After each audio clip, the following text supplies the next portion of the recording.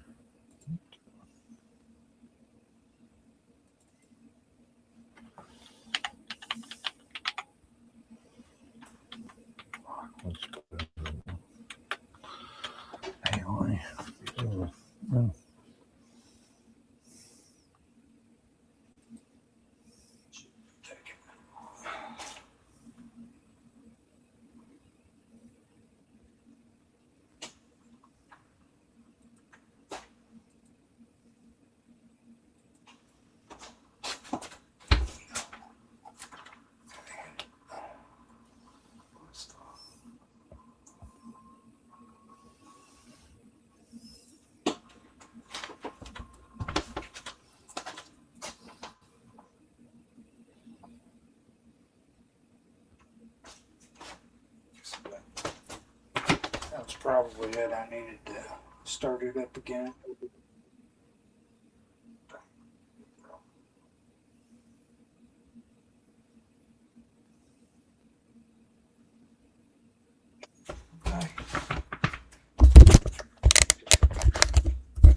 Okay, we got it. Sorry Cool. about that. Dan ever 1776. Adam Smith published The Wealth of Nations. Edward Gibbon published the first volume of the history of the decline of the fall of the Roman Empire. Excellent. In late 1775, Jane Austen was born. Okay, As in the author. Okay, I'm getting everything set up now. Now, Robert, with this one, just remember, it's like before, just say hello, and then welcome everybody, and then go into what you want to talk about, okay? And it should be fine. So when I do the countdown, whenever you're ready, you just come out with your introduction. Try to keep it short for yourself because I know how hard it is for you to do that. And then after that, just go into a regular conversation. Don't try to complicate it or nothing, okay? Okay. You should be fine. You've been around us long enough to kind of get the gist of how things are. We're more laid back, so don't try to be complicated, okay? So don't sound okay? Okay. Sound okay? Okay. Okay. Sound okay? Okay. Okay. Sound okay? What the hell? Am I getting a loop on my voice? Sound okay? No, not so far as I can see. Where?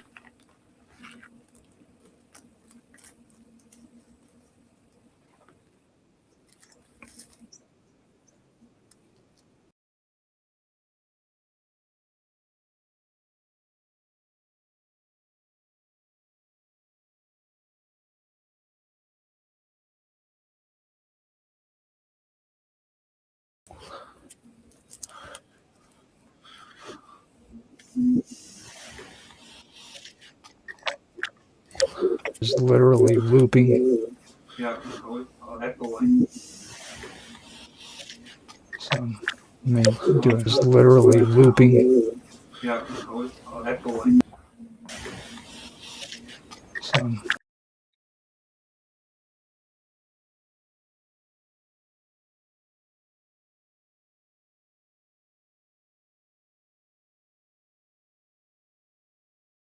I don't really know exactly what's going on there. I'm gonna run it with just my mic so that I can hear. See if it does.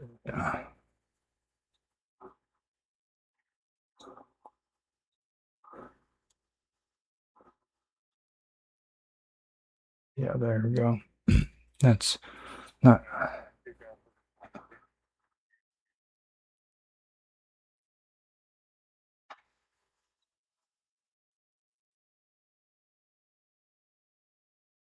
Actually, let's make sure that maybe my kick. No, my kick's unmuted, so that's good. Okay, I've muted that out. It should be fine. It was weird how it did that. So we should be good to go. All right. Actually, I think I put it on the wrong freaking channel again. It's on my main Rumble account rather than on my YouTube. Okay. Live with you're live with Woody Hanson, infamous G1969. Yeah. On YouTube, Which is fun. with Which is fine, I guess. This is Robert's show, so it don't really matter which channel I stream mine on. So as long as it's just a one-off sort of thing. So yeah, as long as it's on his channel, that's the big deal, you know. So I think that's more because it's something that he's wanted to do. So it's cool, and plus I need to get content on my main channel anyhow. So I'm cool with it. Now let me get the audio visualization thing going. And desktop. Okay, somebody say something.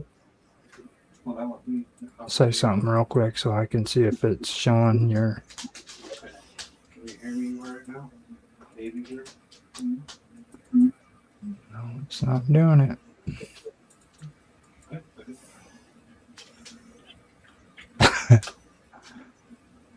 No, I mean literally it's Mark, say something real quick.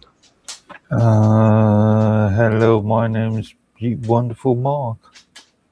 That is Mark Edwardy. Yeah. There we go. I see what it was. It was under the media too. Like you have to stack them. So say something again. Mark Edwardy. You're muted, Robert. Yeah, you're muted, so yeah, we'll come on. Okay, so we've got that straight. So now we'll get the window capture set up. Yeah, it's already set up. I don't know what the hell.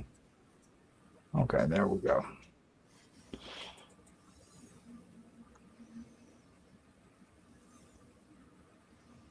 Okay. So now we're good to go. I can go ahead and end this now. We have done our job today. Thanks everybody for watching. We will talk to you later. Good night, hello, Americans. Coming to you from Great Britain. Fuck you all. We don't care. Yeah, Great Britain speaking. 250 years, my ass, you bastards. Okay. 250 years. That's nothing. We've been around for at least 1,000 years. You beat us once, but you beat us twice. Well, yes, 2 times. 2 times, but we are still here. Yeah, but we're not going anywhere. Okay. Otto is in chat. He says loop, and then he says the technical difficulty show. So it's Fall of the Roman Empire. You should watch that. excellent. Okay. Yeah, I see. So we do have it sounds like we have everything set up and ready to go. I'm gonna go ahead. Actually, I need to figure out how I'm gonna do this with the audio, because I do have the story set up, and I'm wanting to do the audio for whenever Robert wants to do his thing. Now, if you want, I can do the story, read it out, Robert, and then we can put the songs on the edited video if you want to. Yeah, I wouldn't need that. You gotta unmute, Robert. Stop. You gotta unmute. Stop being so paranoid about that shit. Well, yo, that's not a bad idea. Okay. I mean, it's up to you. Just let me know when you want me to read it, and I can read it. Okay. Well, I mean, you can read it right now. That's what. No, Yeah. we're not started yet. Oh, okay. Yeah, great. Let's have an intro first. Yeah. Yeah. So let me do a countdown. We will get started. Anybody who wants to come on, you're more than welcome to come on and join us. This doesn't necessarily have to be an American thing. If you're from a different country, you're more than welcome to show up too. Such as Exactly. If you're from a different country, such as Great Britain, as an example. Right. So we're gonna start this up, and that's Mark. Oh, okay. Mark Edworthy. Remember his name. I know you have a hard time. Okay. So now you're still unmuted, or you're still muted. So Yeah. Well, I did. Okay. I'm gonna do the countdown and hit record, and then you do your introduction and get on with your show. Okay. All right. So unmute. Okay.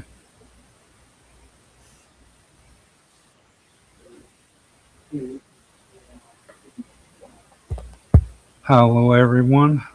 This is the U.S. 250th anniversary for independence, 4th of July. Everything about it, how it began, and everything about the history of the 4th of July would be the best way to put it, and how it began, and everything about how. You're repeating yourself, Robert. Okay. Well, and that's we're celebrating the 4th of July birthday, and bringing it all new different ways of talking about it and seeing what it's like. We're going to be having stories. So you're gonna introduce everybody. Yeah, introducing Lord Lord Edworthy. Edworthy of the Klingon Empire, and my brother Roger Hanson, the mastermind. I'm just here to read. That's it. And anyone else that comes in as well. There's okay. And my brother will do the reading of the documents. Okay, here he is. Well, it's not like a reading of the documents. It's I put I'm very formal. now Robert put together some topics he wanted to talk about, so I went ahead and did short stories for it. The first one was the Maryland 4th Regiment.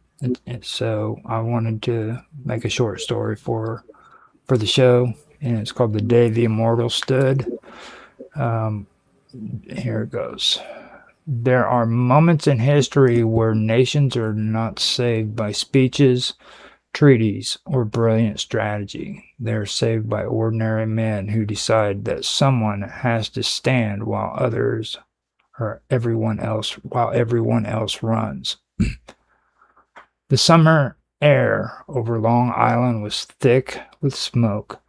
The sound of muskets fire rolled across the fields as General George Washington watched the impossible unfold before him. Nearly 10,000 British soldiers had closed their trap around the inexperienced American army. Behind the Americans lay only the East River. Ahead stood the finest professional army in the world. There was nowhere left to retreat. If the army died that day, the revolution died with it. Among the exhausted Continental troops stood a regiment from Maryland. These were not frightened farmers clutching muskets for the first time. They were disciplined, regular command. They were disciplined regulars commanded by Major Mordecai Gist. They understood exactly what the situation demanded. Someone had to buy time in order to, the order came. 400 Marylanders stepped forward toward nearly 2,000 British soldiers gathered around the old stone house. There would be no miracle, no reinforcements, no glorious victory waited at the end of the charge. Only duty. They advanced once, then again. 6 separate assaults crashed into the British line. Every attack bled the regiment thinner, but every attack stole precious minutes from the enemy. Behind them, Washington's army escaped toward the river. Washington himself watched through his spyglass as the Marylanders disappeared into smoke, mud, and musket fire. According to those with him, he lowered the glass and spoke words history would never forget. Good God, what brave fellows I must this day lose. By sunset, more than half of the regiment lay dead on the battlefield. 256 men had given everything they possessed. Their sacrifice was not a victory measured in captured ground or enemy casualties. It was measured in the lives of thousands of fellow soldiers who crossed the East River that night and lived to fight another day. The revolution survived because they refused to retreat. History remembers them today as the Maryland 400, though many have long called them something even more fitting, the Immortals. Not because they could not die, but because what they did could never be forgotten. Sometimes freedom hangs by a single thread. On that August day in 1776, 400 men became that thread. No, the Maryland 400, the elite immortals of the Revolution, they saved the entire American army from annihilation. The day legends were born. The sitting battle of Brooklyn, August the 27th, 1766 will be the next story. So that's the end of that one, and I will read that one after we have a conversation, I guess. So that's the first one.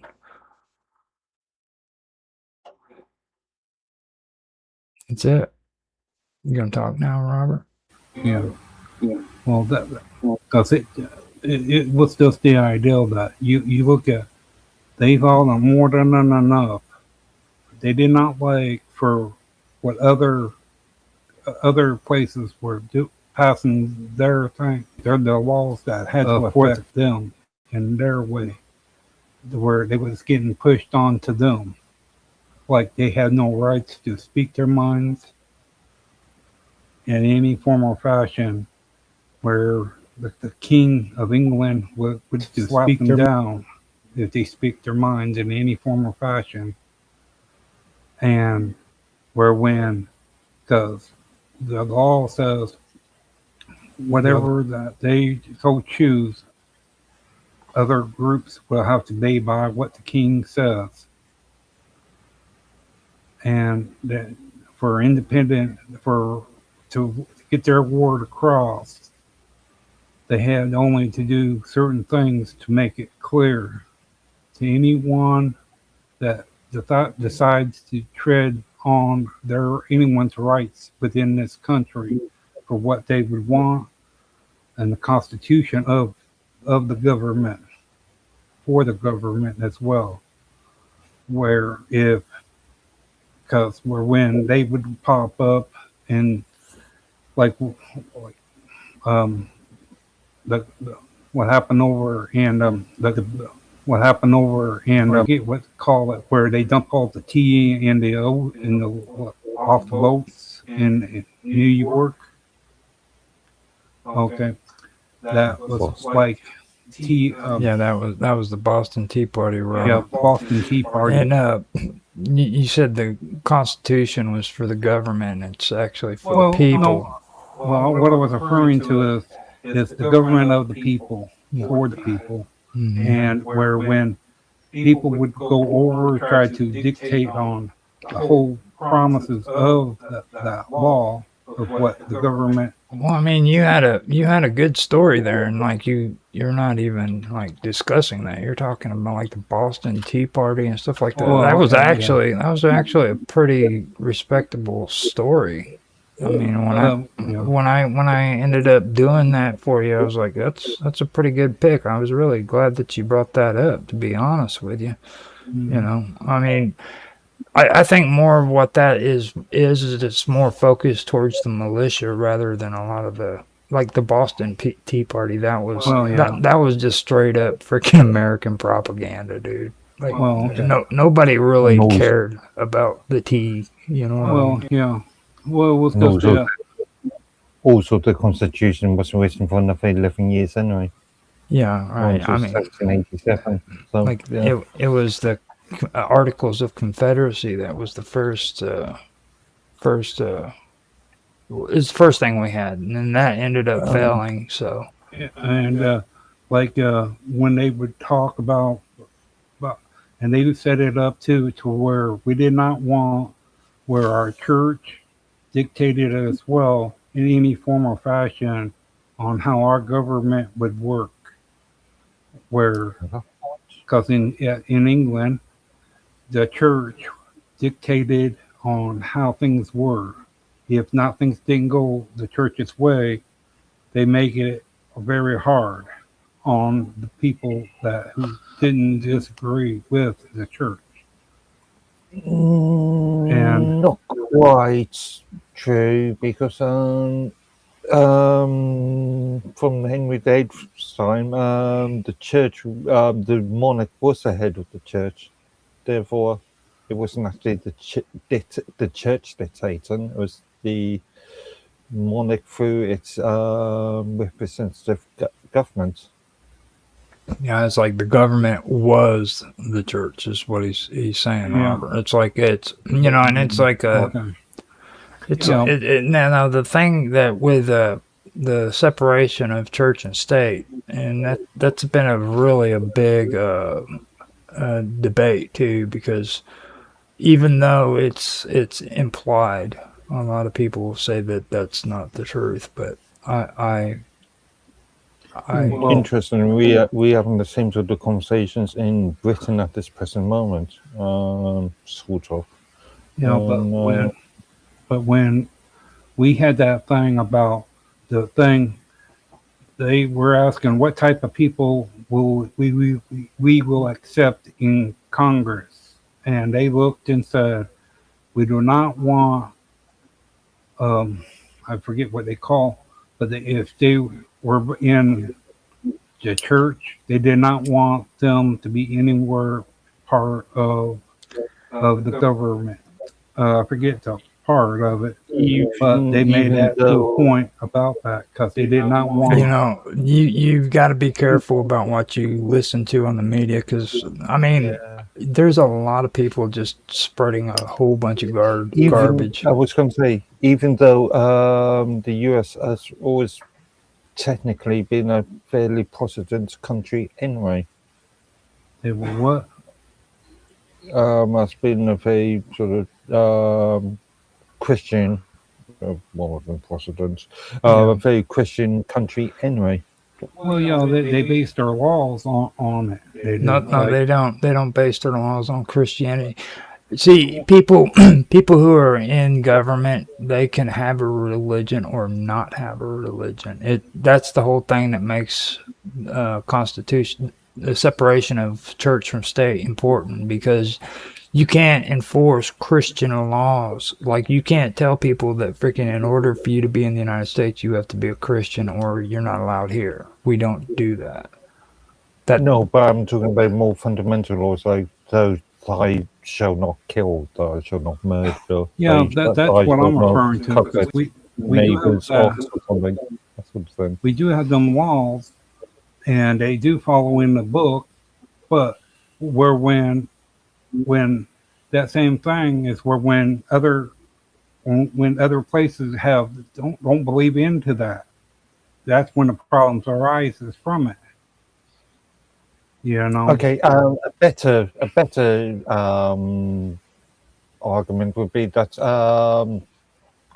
like Britain, the US has got a fairly Christian culture What country is that? rather than laws per se. Well, because because a lot of places they hear of that, and they make it to where make their part of their religion into somewhere like that, where they can say, "Well, we were gonna follow what you say, but this is our religion as well. How we believe in certain things as well, the laws of our country." Well, Robert, I mean, Conflict. What I'm saying. well, to be honest, I think when it comes to the Constitution, you're like way off, and you don't really understand what the Constitution is saying about religion, and this includes Christians. Okay, in the First Amendment, especially in the Establishment Clause and the Free Exercise Clause, it says Congress shall make no law respecting an establishment of religion or prohibiting the free exercise thereof. So that means our government has not got any rights whatsoever to freaking to respect any established religion, and they don't have any right to prohibit a person from exercising any religion that they have at the same time. And just to clarify that, respect any specific religion. Right. I mean, you can respect all religions. You can yeah. you can go and believe in, you can go to any church you want to, you can go to believe in any religion you want to. It's just when it comes to government and stuff like that, you are not allowed to push your beliefs onto the American people. That's Even right. though previous presidents, including the current one, have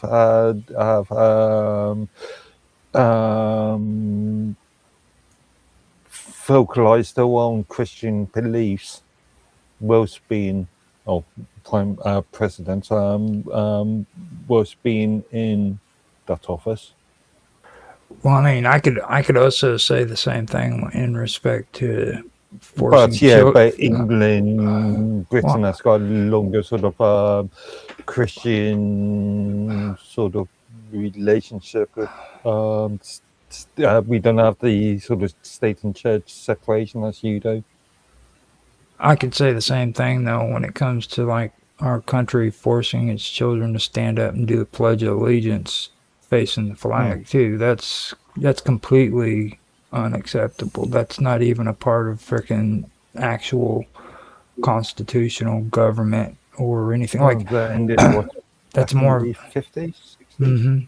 Yep. and people today honestly think that that's the way it's always been, and the reason for that is because they watched Little House on the Prairie. You know what I mean? And on Little House on the Prairie, all those good little freaking school kids with the school marm was sitting there, and they stood up and they said the Pledge of Allegiance, and the American flag was sitting over there in the corner, and everybody just believed that's the way it was. And the truth is that never happened in those days at all.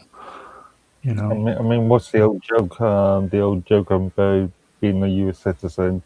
You believe in God, country, and apple pie. Yeah. well, that is true though. God, country, and apple pie, especially apple pies. You know, Well, during that time, they were like special groups and all that was fighting against them and all that, and losing, and like at winter time and all that, they really did hit it hard because a lot of them, the freezing, their toes were falling off, their feet would turn black from the cold, and they were just barely getting by, and they didn't. Their health wasn't all that good. They were dying from bacteria and all that because everybody was getting sick and all that. And the food that the farmers were having problems with keeping that up and all that because when the other group they would get the food as well, take it. They would. I mean, when they would run out, what I'm saying, they would send an extra group to the other town to see what's going on. And if there's not too much going on there, and if there were food supplies, the caravan, they would get that food, and they would hear, and when people would hear them coming, they would torch their homes, destroy all things they did before that would help out. are you talking about the British whenever they would? Yeah, when British was in the U.S., the British and they would well that was actually happening. Now, yeah, that was they were. Sorry, I was just thinking of similar situations when both France under Napoleon entered Russia, and then later when Germany under Hitler entered Russia, or retreated from Russia, should I say? Where the Russians would do similar sort of thing, and the logistics wasn't there for in first place the French and later the Germans not being able to feed a large amount of their own troops. yeah, and they were doing that thing about medicines as well too, because they had found out that a lot of places their own was getting sick from it. Let me also put something in here too, because this is a perfect place to say this, and I think a lot of people who are over patriotic, they don't realize the Revolutionary War was not pretty. Okay, everybody looks at Vietnam and they say Vietnam was horrible and a lot of bloodshed, and they don't understand it was the same way in the Revolutionary War too. You know what I mean? Oh, the bloody. Yeah, I mean when you look at that war, you have to stop painting it with this patriotic, loyal thing where all the troops stood in a line and they just loaded their muskets they were all smiling and then every single shot hits the opponent. Yeah, did happen. And see, none of them crossed the line. They just stood there and they just waited until they were shot. And people honestly do believe that. They believe that every soldier stood in line and then loaded their muskets and just freaking fired and then got down on their knee, and that's all they did. Yeah. There's a lot of people that do believe that. romanticism of war. How you Yeah. doing, sir? Gentlemen, Tan Ha Tran. Welcome. happy Independence Day. Same. Thank you. Indeed, indeed. Well, Canada's part of the Independence thing, because like they said, they came from Canada into the U.S. during that for the Cuba. Well, it was Discrimination. no, that was actually the other way around. We sent them to Canada. Well, no, actually, arguably, how many Canadians actually joined the American forces? none that I know of, because they were part of the Russian group. Well, the Canadians, the ones who were here from the United States were actually the loyalists, and after the war. well, this before the United States, but I was thinking on the same concept as how many Germans joined British. Yeah, there was it was three. I think it was 3 to 4 different countries was part of it, because they had over. I think they said was over 300 ships full of military and supplies and all that in all those ships. You know when they what? came back. You know what though? I have always wondered, and I've never heard anybody bring this up. But was Canada actually like an established country with its own government before the Revolutionary War, or was it the actual loyalists that moved to Canada and created their own government? No, it was still part of. Well, it was still a British colony. The Revolutionary War was in the 1700s. Yeah. Canada was a country in 1867. Yeah. Oh, part of they were part of the U.S. They were part of the UN? UK. Yeah. Okay, so yeah, they were part of the thing of where when the UK came over, they went through Canada.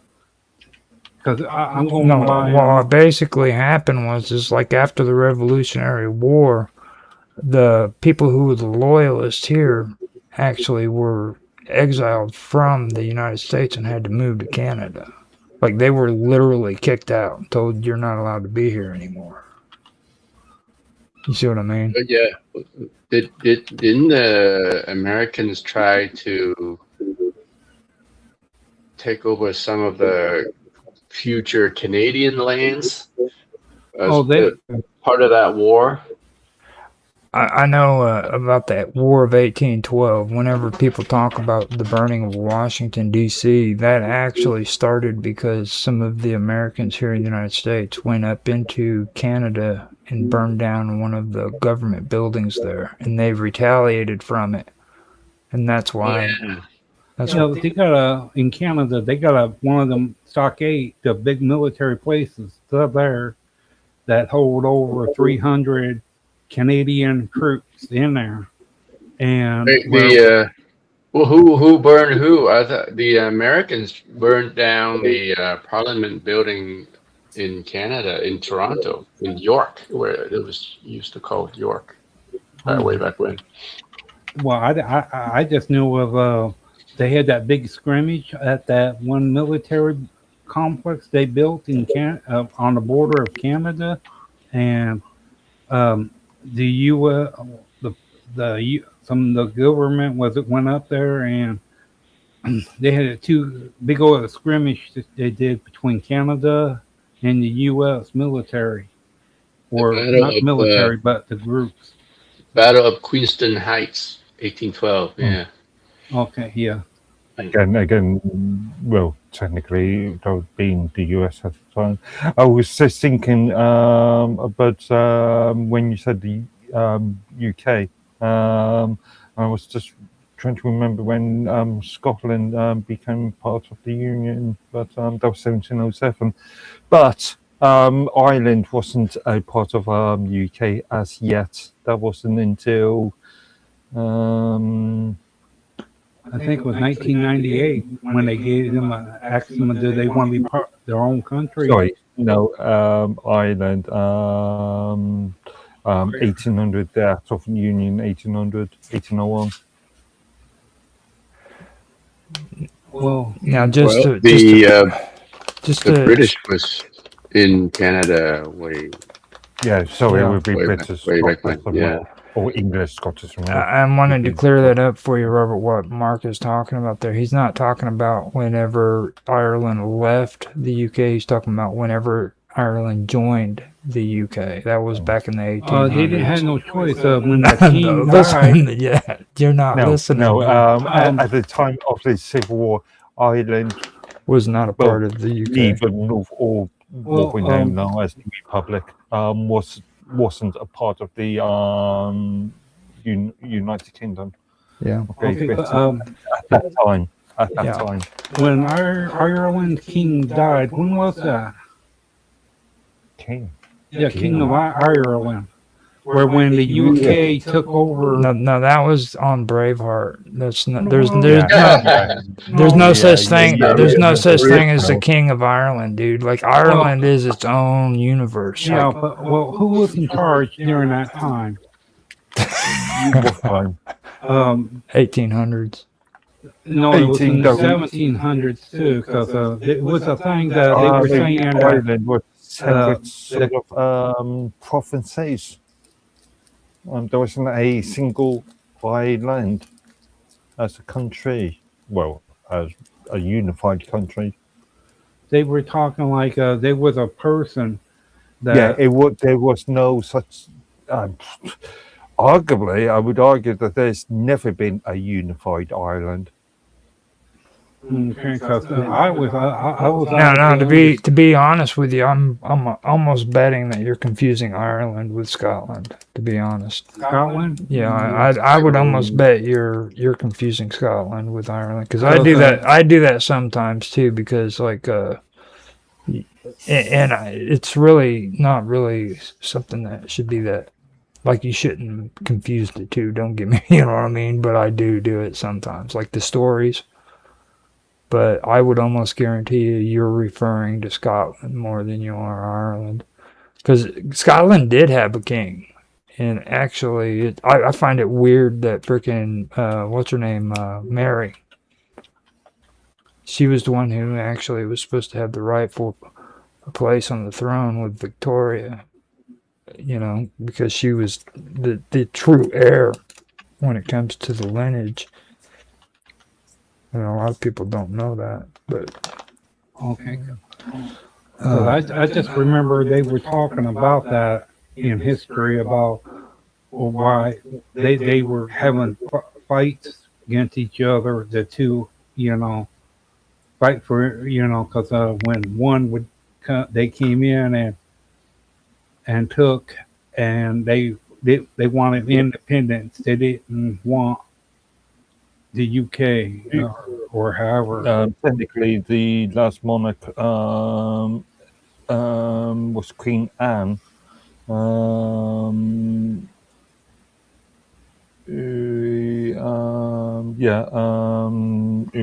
It was the monarch, the independent monarch of Scotland, was dissolved the Act of Union in 1707.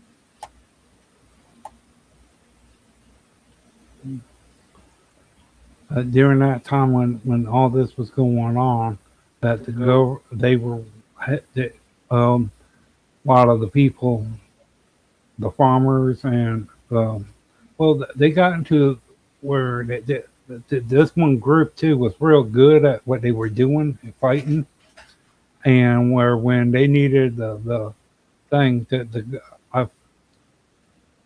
doing with the muskets, they were so good at hunting and all that. They were like sharpshooters during that time. They were this one group was, and I guess they were there, what they would call special forces back then, because they brought it up that where when there were situations and all that they had to use, they would have them come there. They would travel to spot by orders and all that.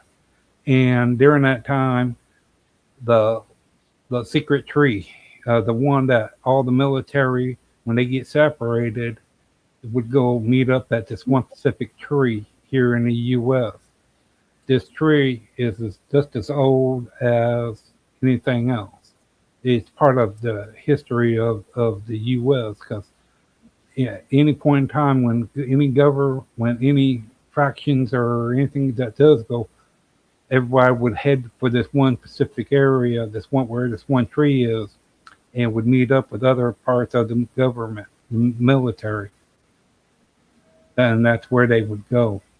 And the tree finally got passed away, died, and this tree has supported the music industry with special wood from this tree, and the instruments are worth in the process $2,000. The guitars are, and other parts they use it for wide varieties of musical in it.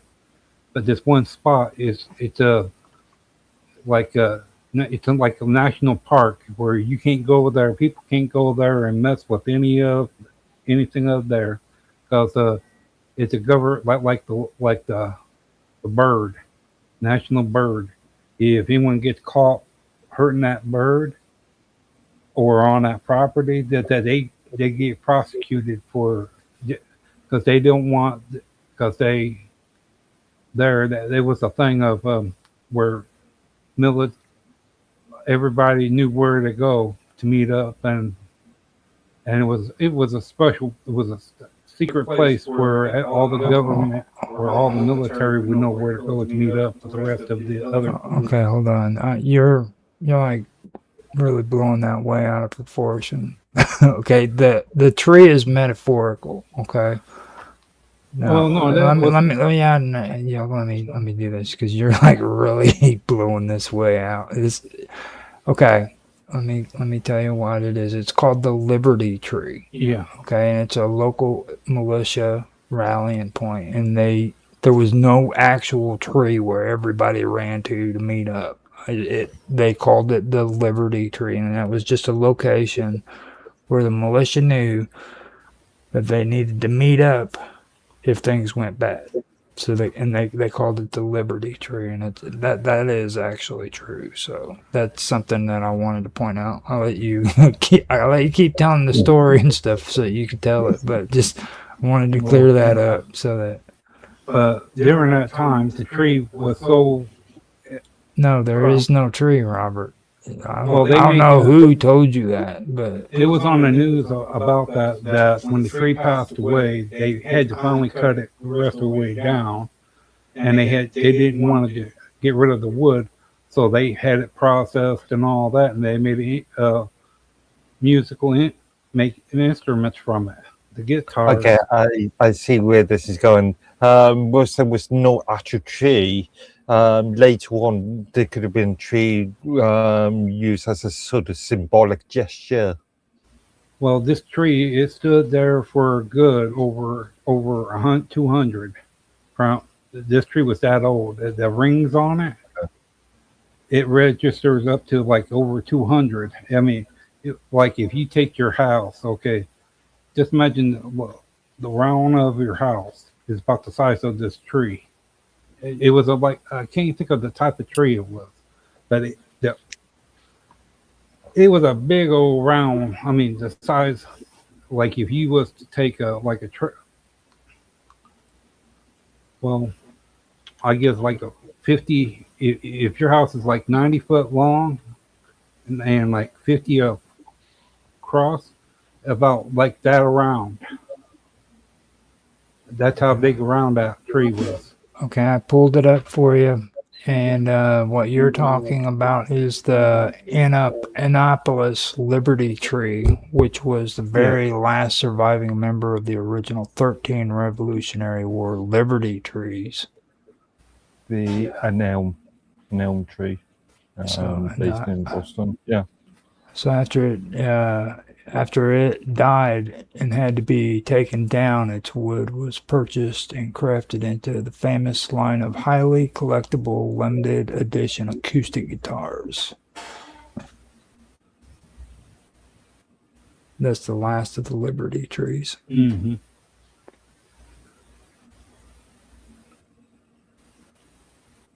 And they were having problems that people were going there to because it was like a landmark, and people were going there getting bark and all that, and the people telling them that you just can't go around doing that to the tree. I think I know where you're coming from when you're talking about making musical instruments. You're talking about the Annapolis Liberty Tree at St. John College in Maryland. Or was, and after Hurricane Floyd in 1999, the wood was used to craft limited edition guitars. Yeah. I think you're talking about. Well, to be fair, I that's probably more propaganda than anything else. I'm sorry to say that, because you know what I mean? It's like all of a sudden there's like a tree there. I've heard of the whole metaphor behind the Liberty Tree. Like, what was that one? Actually, it was that movie they came out with about the militia with what's his face off of Mad Max. Okay. Yeah, him and the son, right? Yeah. Also, the Tree of Liberty was a metaphor during the French Revolution as well. Mm-hmm. It was a symbol. It was more of a symbol. So, I mean, Yeah. you know, like 13 Liberty trees. I've never even heard about it until now, all of a sudden, you know, so I'll check into it some more and stuff, but. Yeah, but they were doing the thing of, and like during the time where they were having problems with the railroad, that, you know, weather and all that, where you could pop up, knock out the tracks, you know, remove the things, and they were stacking them up on the poles. Robert, you have completely just lost your mind. There was no railroad tracks in the. Yeah, the railroad didn't happen for at least another 100 years in the U.S. 1800s. Oh, okay. I mean, where are you coming yeah, at? Yeah, you're right. I got it. Okay, yeah. You are not, yeah. dude. But they were doing the thing of medical and all that, because they were having all that. They were when they would come across shoes and all that. I guess they were they would get them from the UK groups and all that, because they were winding up with no shoes and all that, and going long distance. They were just having all sorts of problems with food and medical. But they were showing that that they would send groups ahead to other towns, and they would burn the towns, the people that lived there, to make sure that none of the food supplies or animal, they would kill the animals as well, because they knew that they couldn't outrun them. So they killed off the animals and burnt the food to where they wouldn't, but then they would leave the area.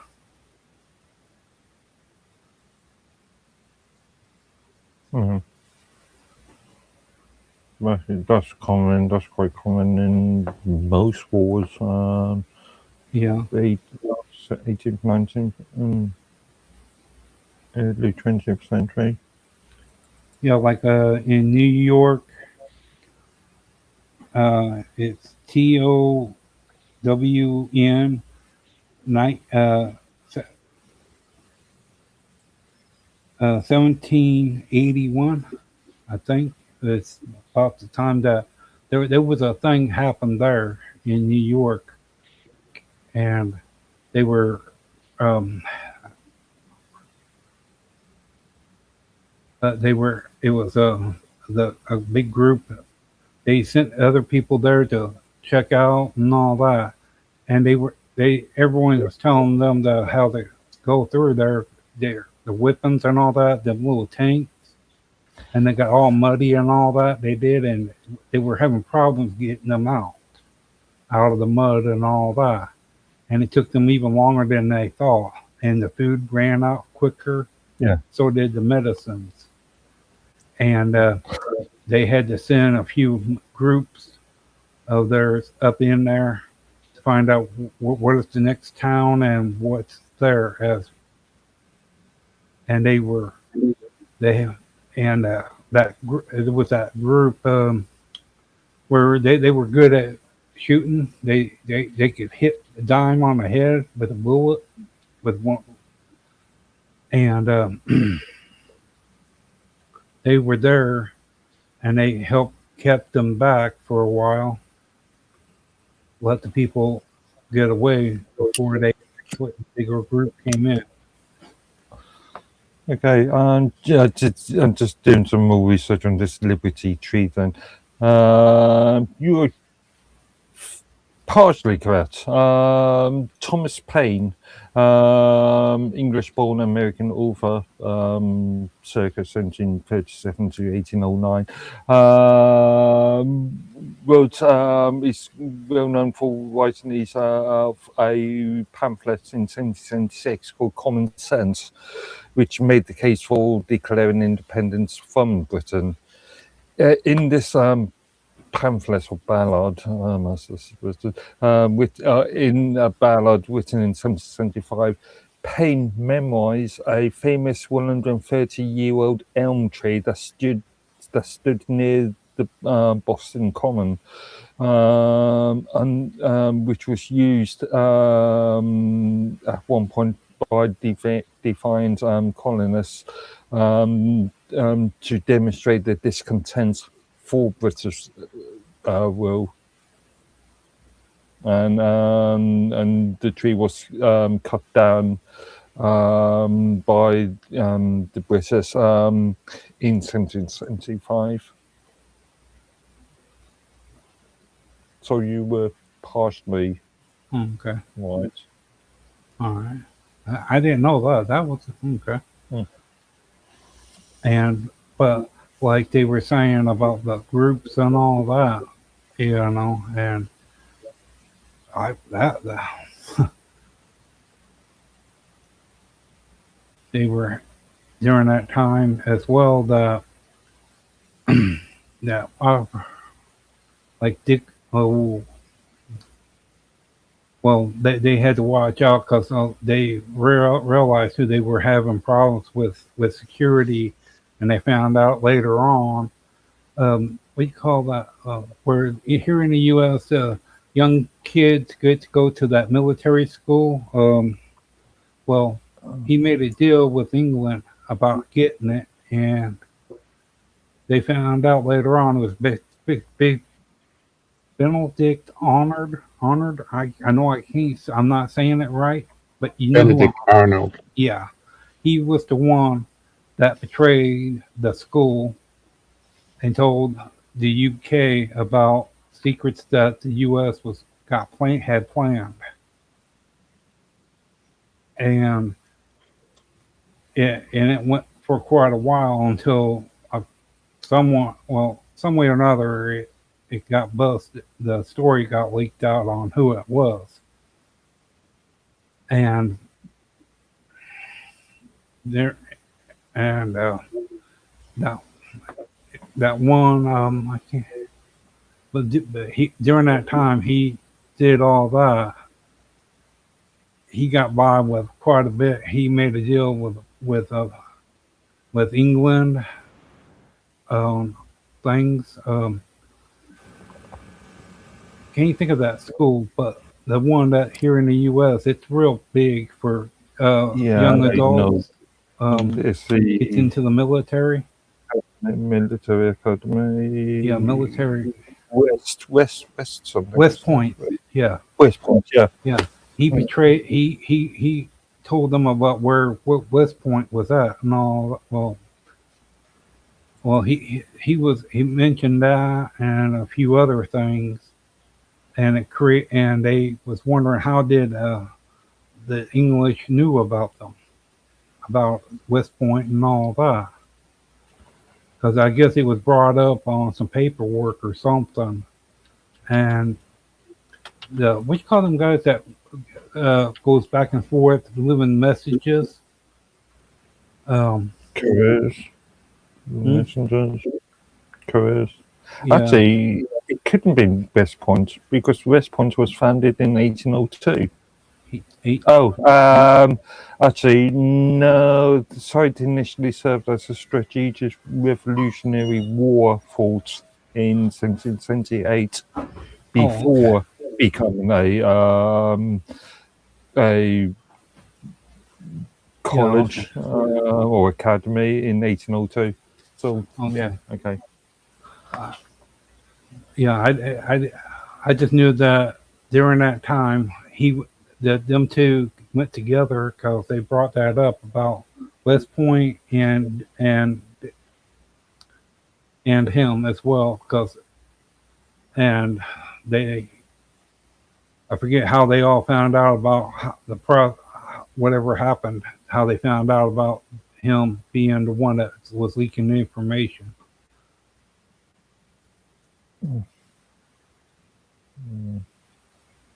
But they were having them during that time. They were using them horses, and they were losing horses as well because of the mud and all that, and them little cannons that they were using during the war and all that.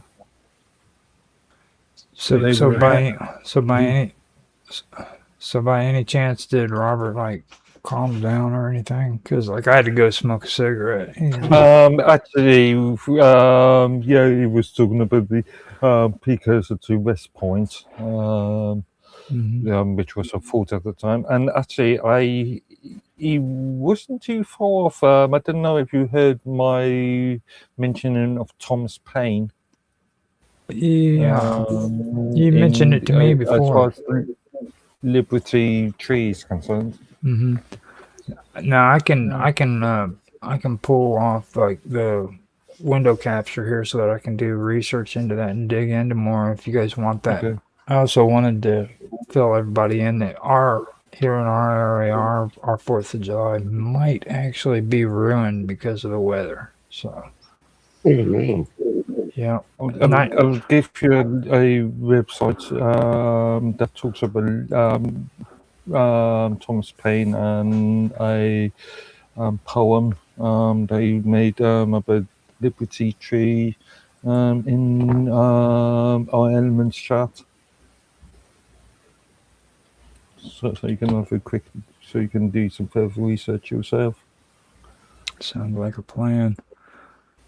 Because it's like I said, I've heard of the Liberty Bell and stuff like that, but it's like this is the first time I've even heard of the Liberty trees. Yeah, they brought that up on the thing about because that was the last one, and they were using that for that to where, and I guess someone came up with that idea about guitars and that. And they decided to do it that way. It makes sense because like folk music, that kind of thing, you know, when it comes to patriotism. You know, how does the the Liberty Bell comes in? The Liberty Bell, when was it made, and how does it come into play as the part of the? I'm not so sure, but it's quite well. I would think Roger should be able to. Yeah, I can find it. It's just the thing of it is it's like Robert wanted me to use all these notes and stuff, so I pulled up like everything he's talking about right now has absolutely nothing to do with what he wanted as topics. Again, like he always does this to me. Now he's like talking about other stuff that I got to search, and He does this to me every single time he wants to do a show. Yeah, he's got all these cool freaking ideas, and then keep you on your toes. So I'm just gonna ask the search thing to tell me about the Liberty Bell and see what it says. Yeah, and go from there. Tell me about the Liberty Bell. The Liberty Bell is one of the most famous symbols in American freedom, independence, and civil rights. Originally cast to commemorate the 50-year anniversary of William Penn's 1907 or 1701 Charter of Privileges. It later became a powerful icon for both the abolition of slavery and the women's suffrage movement. Today, So we're talking about late 19th century, early 20th. Late 19th, early 20th. So we're talking at least a good 100 years after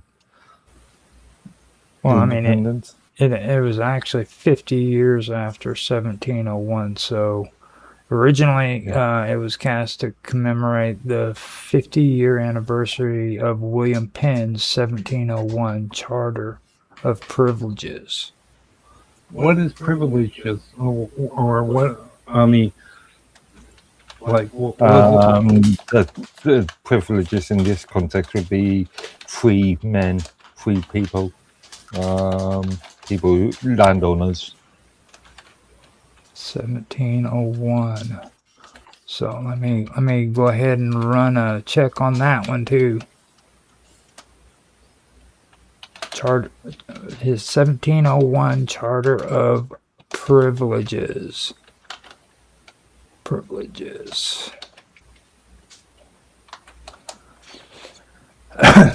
Now, the 1701 Charter of Privileges was the final constitution for the colony of Pennsylvania issued by its founder, William Penn.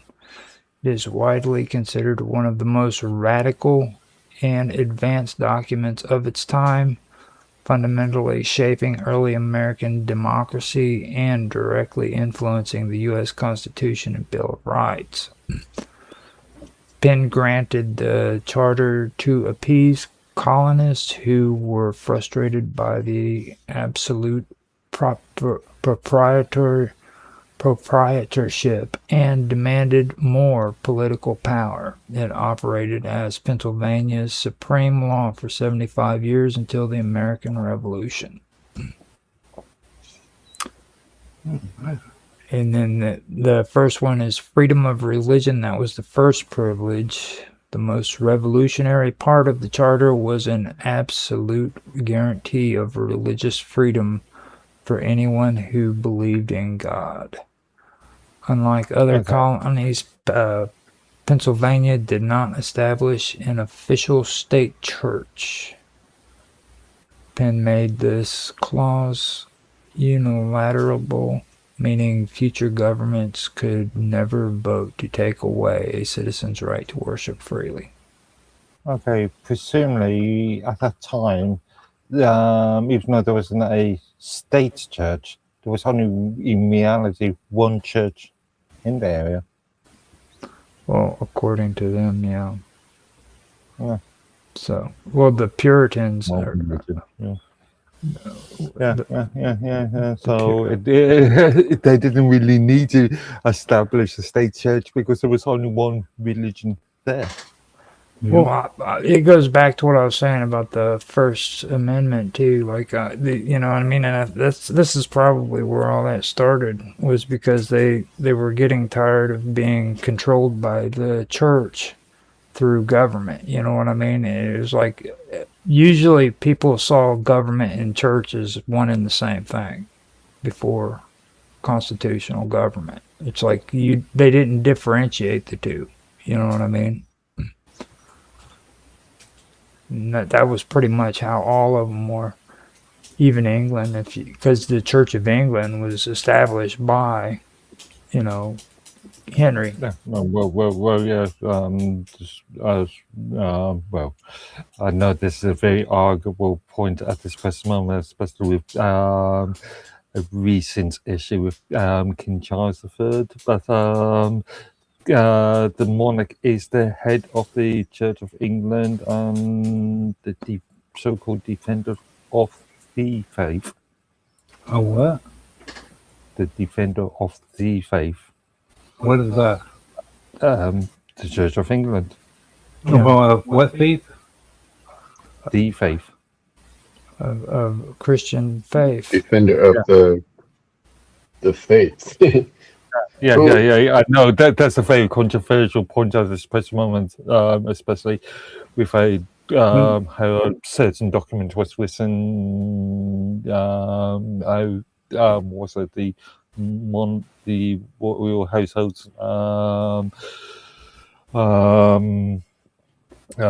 budgetary document was written and published within the last couple of weeks. There was a lot of criticism about it was written in such a way to suggest that the monarch is a defender of all faiths. Well, see, the whole thing about it is, and like people who aren't into history don't understand this, is it's like kingdom, kingdomdom, or however they say it. That was developed with the understanding that your king was the freaking person who represented God. Like God gave him he gave the king things that he didn't give the average person. You know what I'm saying? True. Prior to Henry VIII, because kingdomship between at least 6th century AD to Henry VIII, it was the Pope that installed the king. This goes all the way back even to Yeah. like Assyria. It's a very interesting argument. The Assyrians Wait, believe the Pope that. installed the king? Mm. Well, technically speaking, yeah. During that time. The monarch was answerable to, or in Britain, the monarch, well, in Europe, monarchs were answerable to the Pope. What time was that? No, that would be the holy.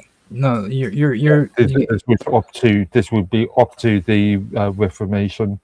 Well, you need to understand. Okay, who is the one who started the Holy Roman Church? Okay, it wasn't. No. As a matter of fact, like when it comes to the Holy Roman Empire, what's his name? He starts with the C. He was the French guy. Oh, French guy. Yeah, wasn't he French? He's the one that started the Holy Roman Empire, and well, actually, it was Hungary or Austria or something like that. Hungary and Austria. I see. You're talking about something else. Okay, all right. He was the one that actually was the first person to be considered the Holy Roman Emperor. He seized Rome. I forgot his name. Charlemagne. That's what you're talking about, right? Who is it? Charlemagne? Charlemagne, yes. See, Charlemagne was actually the one who was in charge, and then everybody who was his successors were the ones after him. So it wasn't the Holy Roman. If you're going by doctrine, then it's in St. Peter. It is, but this is just something Charlemagne came up with, the Holy Roman Empire. Okay. I was thinking St. Peter as around AD 30. Yeah. Yeah, and then when was it that the two started merging? The king and the church started working together? Oh, that's always been. That's what I was trying to say. That's always been. That's what I said, at least from the 6th century. Okay, cool. So, Very early, yeah. So like basically what I'm saying is like this whole thing with constitutional government, no matter which country it is, it's relatively new. Like when it comes to the king and God, like king and God was one and the same. You know what I mean? Well, that's arguable. If you look at it from pre-Reformation. Well, I mean, look at ancient history too. Like the Assyrians, I mean, they were the same. Okay, you know so what I I'm mean? looking at it from a very European perspective. Yeah, no, you should stop doing that. That's real. That's modern Western society kind of philosophy. Fair enough. Fair enough.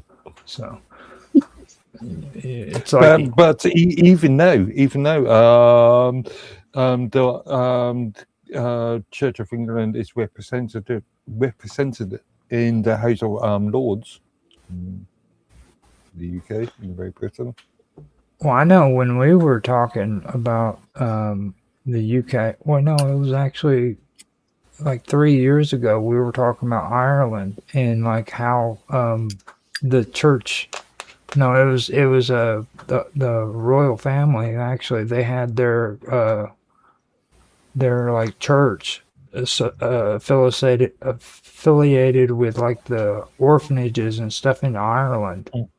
Remember that? Like they're the ones. Interestingly,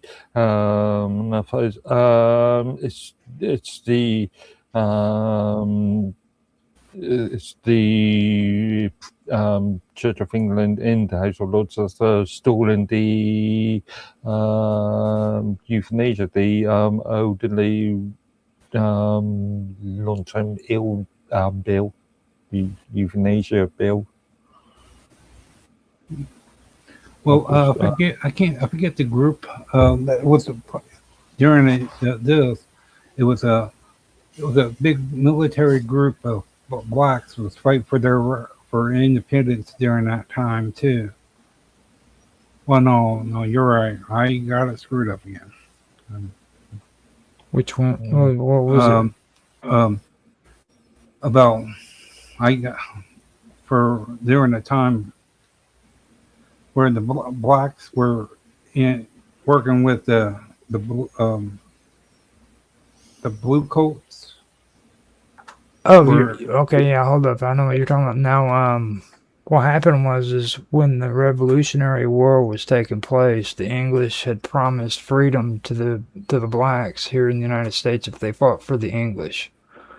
Now, what happened is that when the war was coming to an end, the Navy, the British Navy, was leaving the ports. I think it might have been in Boston. But when they were leaving, they said that a lot of the black slaves that they had promised freedom to was literally swimming out to try to board the ships because they had left them behind.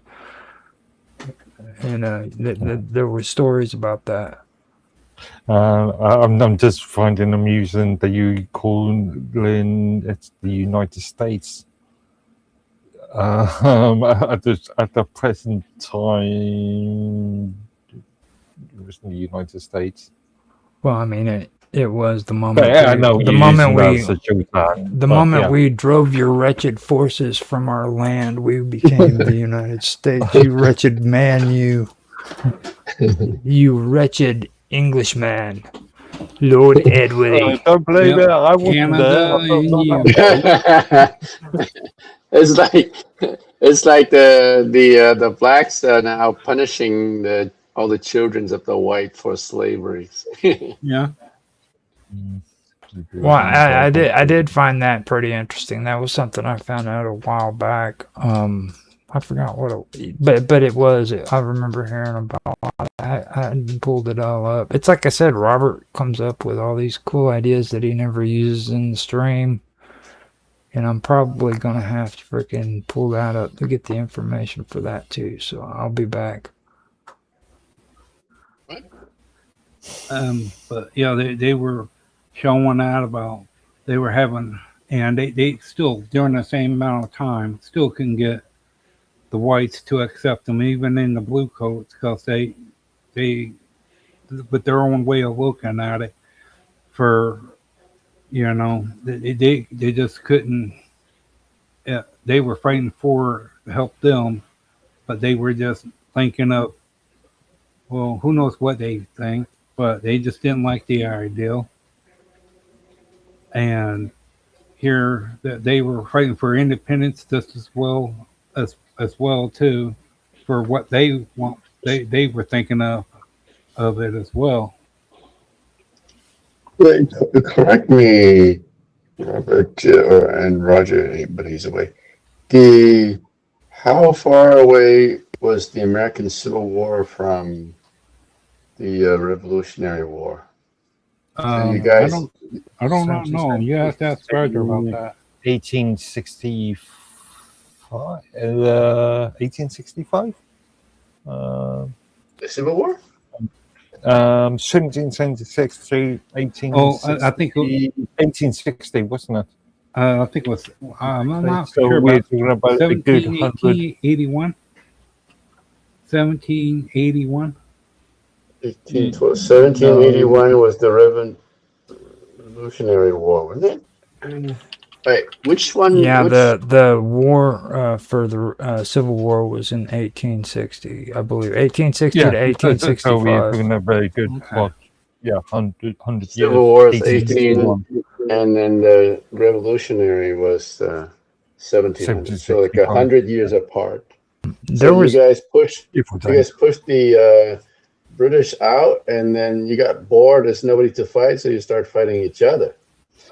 Well, there's a story. There's actually a story in that though, because the thing of it was is first we started out with the Articles of Confederation, okay, and what happened was is the Constitution took its place. Now with the Constitution helps in some ways, but it also is geared towards people when it comes to landowners, okay. Now, a lot of the issues between class differences didn't actually change until Andrew Jackson. Like, a lot of people don't realize that the average poor person didn't have the right to vote either.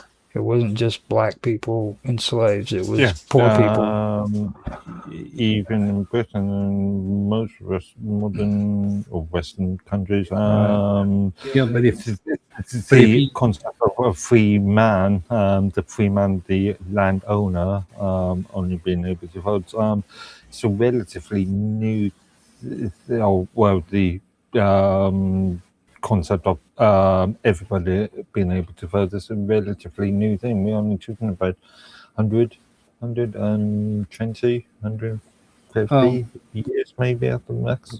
Now, I do have the information if you guys want to hear it on the black slaves and the Revolutionary War. So, you want to hear it? yeah, Okay, so it says the promise of freedom by the British to enslaved black Americans during the Revolutionary War and the subsequent heartbreaking reality of their evacuation is one of the most tragic and complicated chapters in American history.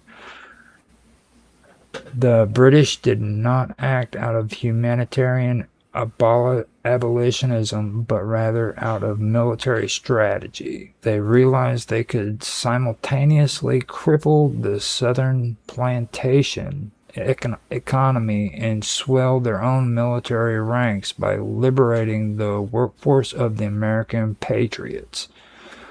Two major decrees drove the massive wave of self-emancipation. I want to just contradict you there. How can those people be American patriots? They joined. Two major British decrees. This was the British that were trying to do this. Now, the two major British decrees drove the massive wave of self-emancipation. That was the Lord Dunmar's proclamation in 1775, where the royal government of Virginia promised freedom to any enslaved person owned by a patriot rebel who was willing to and able to bear arms for the king. This led to the creation of the famous all-black Ethiopian Regiment.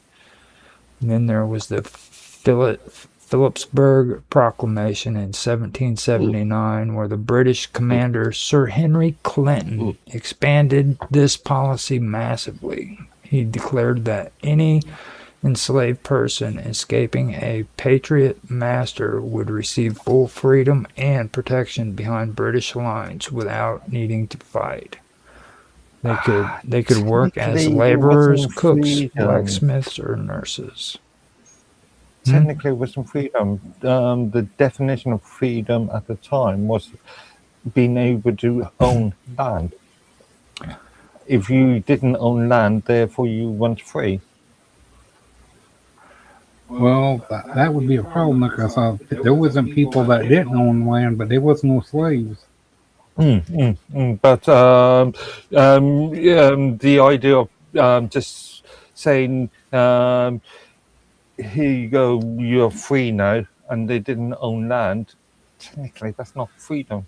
Yeah, but back then they had that thing of, I do not know, I've heard, but they took land from the blacks and and give it over to the white people, and if you have if you were mixed.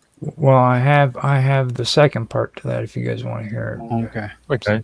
So the heartbreak at the docks. When the British lost the war, they were forced to evacuate major southern ports to like Savannah and Charleston. Chaos ensued as thousands of black loyalists who had faithfully served the crown rushed to the wharfs, terrified of being captured and re-enslaved by the victorious Americans. The specific incident of people swimming after the ships occurred during the evacuation of Charleston on December the 14th, 1782. The British assembled over 130 ships to evacuate their troops with loyalists, or their troops, white loyalists, and thousands of black refugees. Because ship space and food supplies were critically low, British commanders faced a logistical crisis to prioritize their own soldiers and the wealthy white loyalists who often brought their own slaves with them. The British military began barring many of the promised black loyalists from boarding the rescue vessels. Swimming for liberty. As the massive royal ships left anchor and began drifting away from the Gadsden Wharf into the harbor, hundreds of desperate, abandoned black men, women, and children panicked. They leaped into the freezing water of the Atlantic and clung to the side of the rowboats and the rudder of the moving ships, begging to be pulled aboard. Historical. It makes sense. Mhm. Sorry, I was going to say it just makes sense to abandon them, because either you abandon them and you have enough resources to get back to Britain, or the entire ship starves. Well, it gets even worse. This is how wretched the English were. Okay, because it goes, historical accounts from British officers and witnesses reveal a horrific scene. To keep their overcrowded rowboats from capsizing, British soldiers took out their cutlasses and chopped off the fingers and hands of desperate swimmers clinging to the boats, leaving them to drown in the harbor. Other refugees who managed to swim out to smaller islands in Charleston Harbor in hopes of being picked up later were simply left behind. Hundreds died of starvation, exposure, and disease on those islands, while others were rounded up by returning American forces and forced back into brutal bondage. You Okay, horrible, as horrible far as English. cutting off the fingers and limbs, that makes total sense. Either you stop them from attempting to board, or your boats collapse. And I know if I was a captain of a ship or a captain of a boat, I know what I would prefer to do. You know, but I'm surprised that during that time that the English wasn't watching, because when they made promises to the Indians, Well, you got to understand, Robert. This is brutality. Like it was, I just said it a little while ago. I mean, Yeah, people need pretty- to people need to take and get rid of this whole patriotic viewpoint that they have with the It was Revolutionary a matter of War. survival rather than patriotic. You And know, and when you talk about the making treaties with the Indians, remember previous to the revolution, there was the French British war in America, the Indian British America.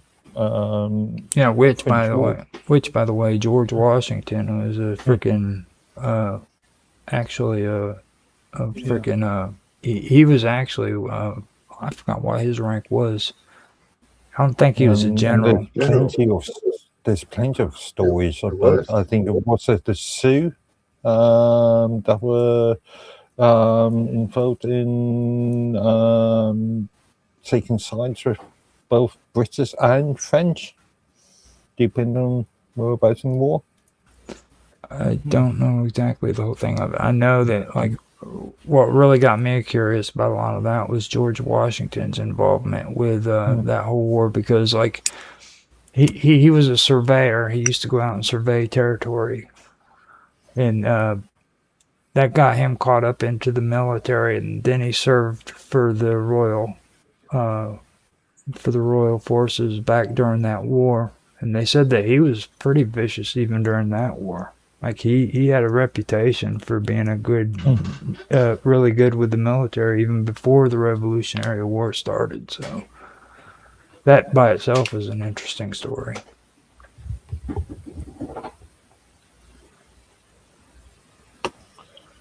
But like I said earlier, war is a bloody thing. That's kind of what I was getting at whenever I mentioned that before, because I mean, I think that's one thing that a lot of people don't really take into consideration when it comes to the Revolutionary War. Is very brutal, and they didn't fight according to any kind of rules of war. That was never. no, especially when they were fighting for protecting their home and their families. There was no such thing as Geneva Conventions back then. No, I know, but they just didn't want to. They just didn't like the idea of anyone coming up and forcing whatever they want to force onto them. Well, that was that was the way it was. People, Yeah, I know. like you're talking like everybody got sick and tired of it and went to war and fought against them. That's not the truth. It was actually the opposite. Like it was people being forced into servitude and doing things that they didn't want to do, and if they didn't want to do it, then they got put to death. Okay, and then this is where people revolted, and people in France did the same thing. And then the truth of the matter is like our revolution isn't really that actually unique, because almost every single country in Europe freaking revolted against their country, the empirical governments, I guess you'd say, the kingdoms. Like there was only like a handful of them that didn't freaking actually win their constitutional rights. There's only a few of them. I don't know. The argument constitutional rights say evolving, then isn't it? And it wasn't that you had the Civil War and hey presto, straight after the Civil War you've got constitutional rights. Doesn't happen like that. Well, no, what I'm Well, me and you were talking about John Locke. before, okay? And a lot of people don't understand what actually took place. Like John Locke started a movement where all of this took place. He was actually the grandfather of the constitutional governments. Like almost every single country in Europe freaking wanted a constitutional government and revolted against their rulers. Not just France, not just us, not just England. You know what I mean? As a matter of fact, England was the first one to do it, I believe. Well, yeah, I agree. That wasn't a big constitution. That was just solely based upon taxes. So we can continue with wars with Spain and France. I thought that England was just not that they were getting fed up about. They actually had 2 revolutionary wars, and I believe that John Locke was in exile from England because of his belief in constitutional government. And while you guys were having your second revolutionary war, he was in exile, and whenever the second revolutionary war was finished, that's when he returned back to England, I believe. I would have checked the actual dates on that, but that sounds about right. Because I know they had a reference to the fact that, like, when he was in exile, he would make sure that he never stayed in one place too long because he was afraid that the royals had people coming after him to kill him. Well, during that time, I'm not sure. The president, or before he became president, was going back and forth from the U.S. to the UN. Europe. Now I know what you're talking about. Now Hamilton, and that was before he was president, and he kept going back and forth to Europe because he wanted to create a Bank of America, and first and second Bank of America, and that's something that we were talking about the other day with like the Federal Reserve and stuff like that. Yeah. We were talking about this yesterday. Mm-hmm. And he ended up becoming, I think, the second or the third president. I don't know which one. After George Washington. Washington, Edison. Washington, Adams, Jefferson, Madison, Monroe, Adams, Jackson, Hanson, Hamilton. So he was never. No. I always figured he was president. I was almost sure. Wait. I know of the one before he became president, he was going over to Oh wait! No, he wouldn't have to come up with money. No, he was actually the one that married a black woman, and he resettled her to Europe. And yeah. So that makes sense because he actually got married to her and he resettled. Probably, I don't know. I'm gonna check into that too. I'm kind of sliding on my history when it comes to this New Age stuff. I thought U.S. citizens were taught the names of every single president as soon as they got into school. That's just a load of crap. I don't know who told you that, dude. I thought they were being ingrained into I think I just heard something on some show this morning that the history literacy of the American citizens is at a whole time low. People graduating out of high school can't name all 52 states. To be honest, me and Mark actually even had a conversation about that the other day. They were talking about that when it comes to, what was it? Was it up in Scandinavia? Mm-hmm. Mark, remember that? We were talking about it. They were talking. It had to colleges. Mm-hmm. It had to do with colleges and stuff. Like this is taking place all over the world. It's great, man.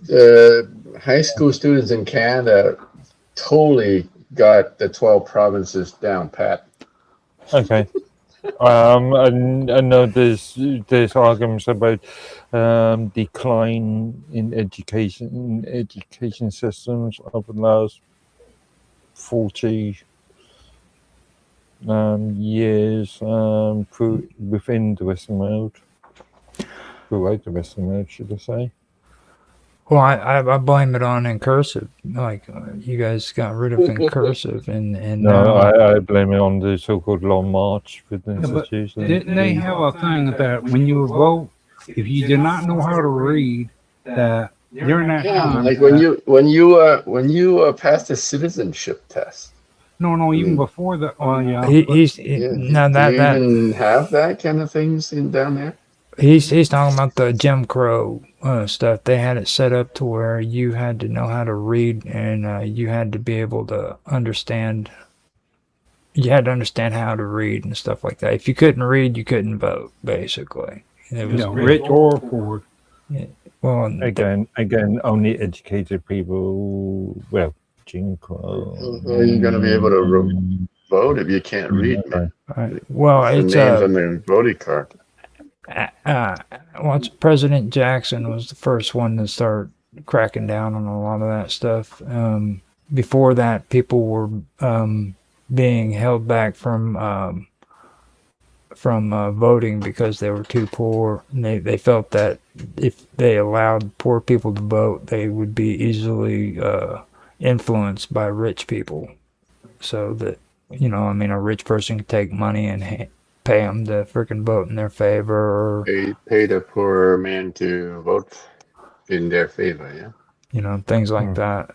That was a lot of the things that they really stood by. They thought that a poor man couldn't have like a moral compass and stuff. They're a lot of the stuff that they were preaching back then wasn't really all that great, like people make it out to be. Actually, we should do a show on British watching Burroughs and William Pitts the Younger. Talking about such things. Mm-hmm. It could be interesting. No, like Robert, like I said, he had different stories and stuff that I was going to use on this, but freaking I'm not. We can. No, I'm not. Putting up the script right now. No, Yeah. we're like at an hour and a half, dude. Like, I made like 4 freaking short stories and shit, and they have absolutely nothing to do with what we were talking about. You can still go back to it. Yeah. Diverge from script for a little bit and now go back. Now, what I can do is I can add in, like song drops, I guess you could call it, like little spots into the edited version to where people can listen to them. Segments, Because they were good stories. It was just Robert, you guys know Robert by now. Robert's Robert. Dude drives me nuts. Let me ask you guys this. Does the Independence Day do anything to help? Like the fact that you're celebrating 4th of July for one day at least? Does the country forget about their differences, come together as a united country? Liberals or Democrats and Republicans and all? I think you are Not really. being very sort of Overly optimistic. Yeah, very optimistic there.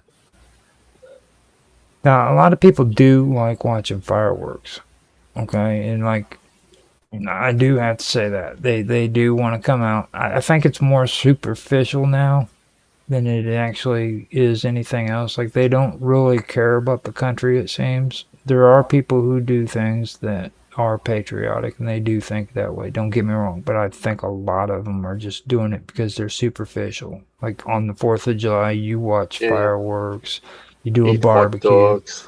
you know. But a lot of them, they just Eat don't. Texas barbecue. I just saw a video earlier today. You know, the Texas ribs or whatever they have down there, they look so good. and see, What is the traditional 4th of July dinner meal? Main meal? hot dogs, Sorry? hot dogs. And Texas barbecue. Hot dogs. Okay. Yeah, Texas toast. The big Texas bread. Nobody has No, like Texas- actually used like an Pull actual. up the bones ribs. Yeah. Like nobody's actually like Thanksgiving has turkey, you know what I mean, and Christmas has ham, or what, you know, depending. But like nobody's actually said like this is 4th of July food, you know what I mean, other than barbecue. And like there's some people that do freaking barbecue hot wings. There's some people who do. They'll do freaking sausages and hamburgers. Well, it makes sense. It's it's summer. Everybody wants to go Yeah, out but like for New Year's. Texas does chili. A lot of the Texans are big on yeah. it. They're big on their chili. So they'll have like chili cook-offs, things of that nature. I was surprised about that. Ireland. Yeah, let me send you this video I watched earlier and tell me if you have had it before. It's on YouTube. I But think also- it's safe to. It's all about food. It's not politically motivated, so I think pretty safe for you to watch. Now I'm the thing. not sure if it's safe to watch because of YouTube rules. No, the That's- thing. If it's under 2.5 minutes, then maybe. The thing that with Texas though is like I'm gonna do another search here in a second, but I think that it actually I don't think it actually has anything to do with our freaking revolution. Like I don't think that they're even a part of the 4th of July, to be honest with you. No. They're I don't think that they were even around when the Revolutionary War started, were they? Texas was not. Yeah, like they don't even have a right to they just need to, you just need to sit there and shut up, man. Let me see if I can find the screen share thing. Texas during the Oh, okay. I see. Yeah, I can probably pull that up real quick. Give me a second. Today, I will try Texas barbecue for the first time. Hold on a minute. Let me, I'm working it out in my head. I'm getting there. Be patient.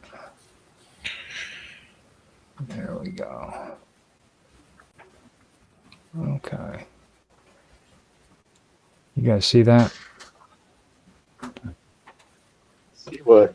Oh, no, I Oh, have yeah. to.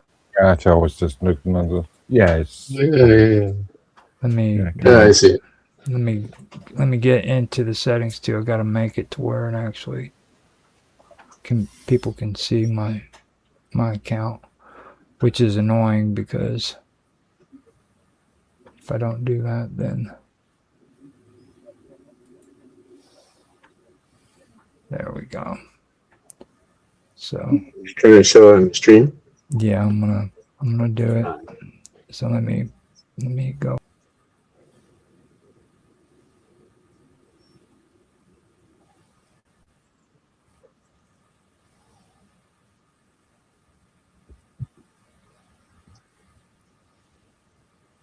The German. This is a real American experience. You have the shatter glass, a bullet hole. Yeah. This is barbecue for the first time as a German. This is a real American experience. You have the cheddar glass, a bullet hole, yeah? So the beans have meat in it too? Pork and beef? This is a kinky country, I like it. Okay, it's been 25 seconds. We already have like 25 kinky calories on country. this place. 25 seconds and it's gonna take 2 years off you. Oh my god, look at this. I think this is the beverage that makes the frogs gay in America. Okay, holy shit. If I finish this, I'm gonna be a real American. This is a beef rib. What happened to the beef? German. First step, I you're gonna think dislocate your he's jaw like a American snake. with taking Yeah. German accent. Very salty. and With the flavor, how is that possible? It's so juicy, it melts in my mouth. I joke a lot about American food. This is one of the best things I've ever had. Americans, why don't you start with that? That's the best thing America has to offer, I think. So this is the brisket. It's hard to grab because it's falling apart faster than democracy in America. It's a jokey joke, yeah. I love America, okay. As a German, the highest compliment I would say, not bad. Nicht schlecht, yeah? This is one of the sides, cream corn. It's more like corn cream because it actually has more cream than corn. Yo, that shit's good. It's very sweet. It tastes like a dessert mixed with like German horse semen. I love it. Now here we have this mac and cheese. Yo, the mac and cheese is just more powerful in this house. As a German, I'm a bit of a sausage expert, yeah? I've been to a lot of Wiener circles in my life, yeah? Not the restaurant. You know what I mean? I hate to say it, but this is some of the best sausage I've had. This one is so smoky. This is cornbread. Americans find a way to put corn in everything. They put corn in the cream, they put corn in bread, and in the vaccines also. Corn's everywhere. It balances out the smokiness because it's a little bit sweet. Why has nobody I told think me this about guy's this? a Nobody comedian. talks about Texas barbecue. Germans don't know about this. We think about American food, we think about burgers and pizza and Mexican food. This is real American food, man. America should be proud of this. Not bad. It's a good Some- video some- to play to honor America on Independence Day. I think somebody needs to teach him good etiquette. No, he's German. He's German. He is so that you know that pissed Mark off, dude. Like the one thing you don't do is say nice things about American food. Like that's No, he will. it wasn't the subject of the American food. There was just these table manners. He's German. That's their manner, I think. Well, I mean, Did you notice how amazing he seems to like the food, and yet he said it's okay. I just laughed at these sausage comments. Yeah. Horse semen. What about that? well, I mean, when it comes to Mark, though, you always got to take it back to the basics. Okay, Mark is always against the American food. That's just point blank. Anybody who says good stuff about American food is the enemy. That makes this thing good American food. And I will stand by what I said too. Like Texas food does not count. Good US food. Okay, good US food. Do you mean like they're out of the ordinary American? No, like for like the 4th of July, like they have nothing to do with the 4th of July. So like when it comes to Texas food, that doesn't apply. Now if you go and you look at stuff that you should eat for the 4th of July, it should be something. They should be if that's how foreigners. Well, what do people eat in Massachusetts? What do people eat in freaking Georgia? What do people eat in freaking North Carolina? You know what I'm saying? South Carolina. No, it's just not world famous. I mean, the Texas. No, South Carolina, dude. Hold on now. Oh yes, you're right. There's some good There's stuff. regional differences. Yeah. You know, even Florida, like you can't be talking Florida food on the 4th of July. That Florida wasn't. What's Florida got? Nothing. Right. Like Florida wasn't even a state until like the 1900s, dude. Mm. You know what I mean? Everybody's like, whatever, dude. I'm like, whatever. You know, respect the freaking dates. It's like, now, if you ask me what I think would be the perfect thing when it comes to Independence Day food, yeah. What is it? Independence Day, it would be freaking cow. Steak, you mean? Yep. Just cow. Right. What do you mean? You eat a cow? Yeah. Just a cow. Just a cow, dude. Live walking cow. Eat It's a cow, Independence dude. Day. I could eat a cow. Well, the best one to get is the one that was here when we first came here. They came back from the extinction. The Corn. buffalo. Corn. Green corn? Corn. Green? Corn would be a good one. Fish, because people. That's just so ordinary. I could eat corn here. Well, corn in America is very important because, like, when the colonials landed, okay, their first winter here was very harsh and cold, so they had to freaking learn how to grow crops properly here in the United States. And that's when the Indians taught them how to freaking grow corn. They told them to take a fish and put it down in the ground and let it freaking decompose with the seed, so that it could nourish it and make it grow good. So that was kind of like one of the first beginning stories that came out of all that. So I would say corn and maybe some fish. Okay. Texas was a state, was part of the original Confederacy. Okay, so. Well, that's the Civil War. We're talking about the Revolutionary War. We actually got them after they declared their independence from Mexico. They actually they would have been, it would have been smart for them to just stay as a country on their own, but they decided to join the United States. And that's kind of what I was telling Naroki when it comes to Ottawa and British Columbia. Like, they're all talking about splitting up from Canada. Alberta. You know, and I'm like, dude, hold up. You know, they keep talking about being the 51st state. And I'm like, don't do that. Become your own country. You know what I'm saying? Yeah. Just like Quebec. Yeah. You know. It's like right after the well, everybody during the independence and all that. Didn't they have after the thing of all? Oh well, I forgot the two different things. The thing about where they set it up to where states can't, we call it, leave the U.S. Succeed, yeah. We were talking about this last night. You brought it up last night.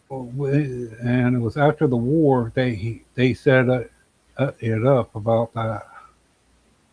I forget what part. Well, yeah, it wasn't from here, but well, with all that going on, where citizens were being shanghaied onto ships and all that, and they passed that law there in the U.S. about that because they were having problems with other ships firing on to the U.S. ships and all that, and they passed that. What Roger said, I forget what he calls it, but they had to make up laws about that, about for all the other countries not to able to raid other ships of the U.S. or Wait, hold up. kidnap people. You're talking about well, the thing about seceding from the Union, that's the Emancipation Declaration. Yeah, I forgot. Two different things. Yeah, actually, we were talking about this on Thursday, and we were into the subject at the time was all about technology and so-called artificial intelligence, and they made a link between that and what's that computer game I mentioned, Cyberpunk 2077. Yeah. Mm-hmm. Yeah. Now, the other one that you were talking about, that one, what was it that you were talking about? Shanghai people. Oh, there was a battle that had taken place. And see what happened, what led up to the War of 1812 was actually the fact that even though we had won the Revolutionary War, England didn't want to recognize that a lot of the people that were in the Navy were American citizens because they were conscripted into the English Navy. So what they would do is they would freaking board American ships and then freaking pulled the sailors off of the American ships and put them in English prisons. Technically, were they American citizens? Technically, weren't they still British citizens at the time? Well, see, this is where a lot of people disagree with me on this, but this goes back to the whole purpose for the Bill of Rights. Okay, there is a difference between the Constitution and the Bill of Rights, and a lot of these people disagree with where I come from on this. But like, whenever the Constitution was put together, it was done by the Constitutional Convention in secrecy. Okay, and there was a group that was called the Anti-Federalists who didn't agree with the Constitution the way it was written. They said that they wanted a Bill of Rights in order for them to sign that Constitution, and a lot of them walked out. Now, George Mason stayed within the Constitutional Convention, but he refused to sign. And the reason for that was because they did not want to give the rights to citizens that protects them from like the First Amendment, what we were just talking about. They also didn't agree with the Bill of Rights, you know what I'm saying? Like protecting people's property from being raided by and taken over by the government, private property laws. Okay, there's a big argument there, isn't there, in relation to if the US Bill of Rights was actually based upon the English Bill of Rights of 1860. That's the federal.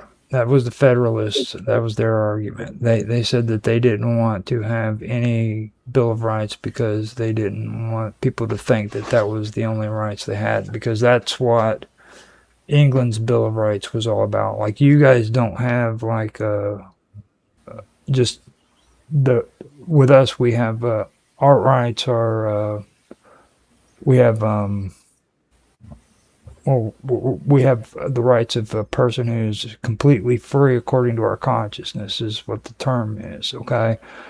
That means that as long as I know what I'm doing is right and I'm not breaking the law, I'm not doing anything wrong, then I'm a free man. Nobody has the right to tell me anything that I need to do, okay? And that's according to my constitutional rights, all right? Again, when you look at it from the perspective of that time, we're talking about free men. We're talking about landowners. Right. We aren't talking about any US But citizen. see, this is just talking about what their rights were. Okay, that's what the Federalists believe. They believe that freaking that's what your rights were, and that if you wrote a Bill of Rights, then that would give people the false impression that those were the only rights you had.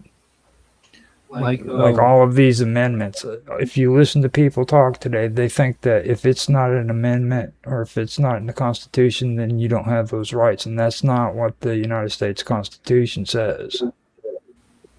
Actually, I think it was something like, could have been Jacob's recently. Actually, I don't think it was, but it was somebody talking about that there is an advantage in how Britain has set up its constitution compared to the US. That's poppycock. Yeah, we are much more flexible. That you know what that means? If something happens, we can easily. Not you, your country can do it. Okay, that means that your government or your state, however you like to say, that means they can do it, and they don't need your permission. But it has to go through the sort of entire legislative process. But they can change your constitution at a whim, dude.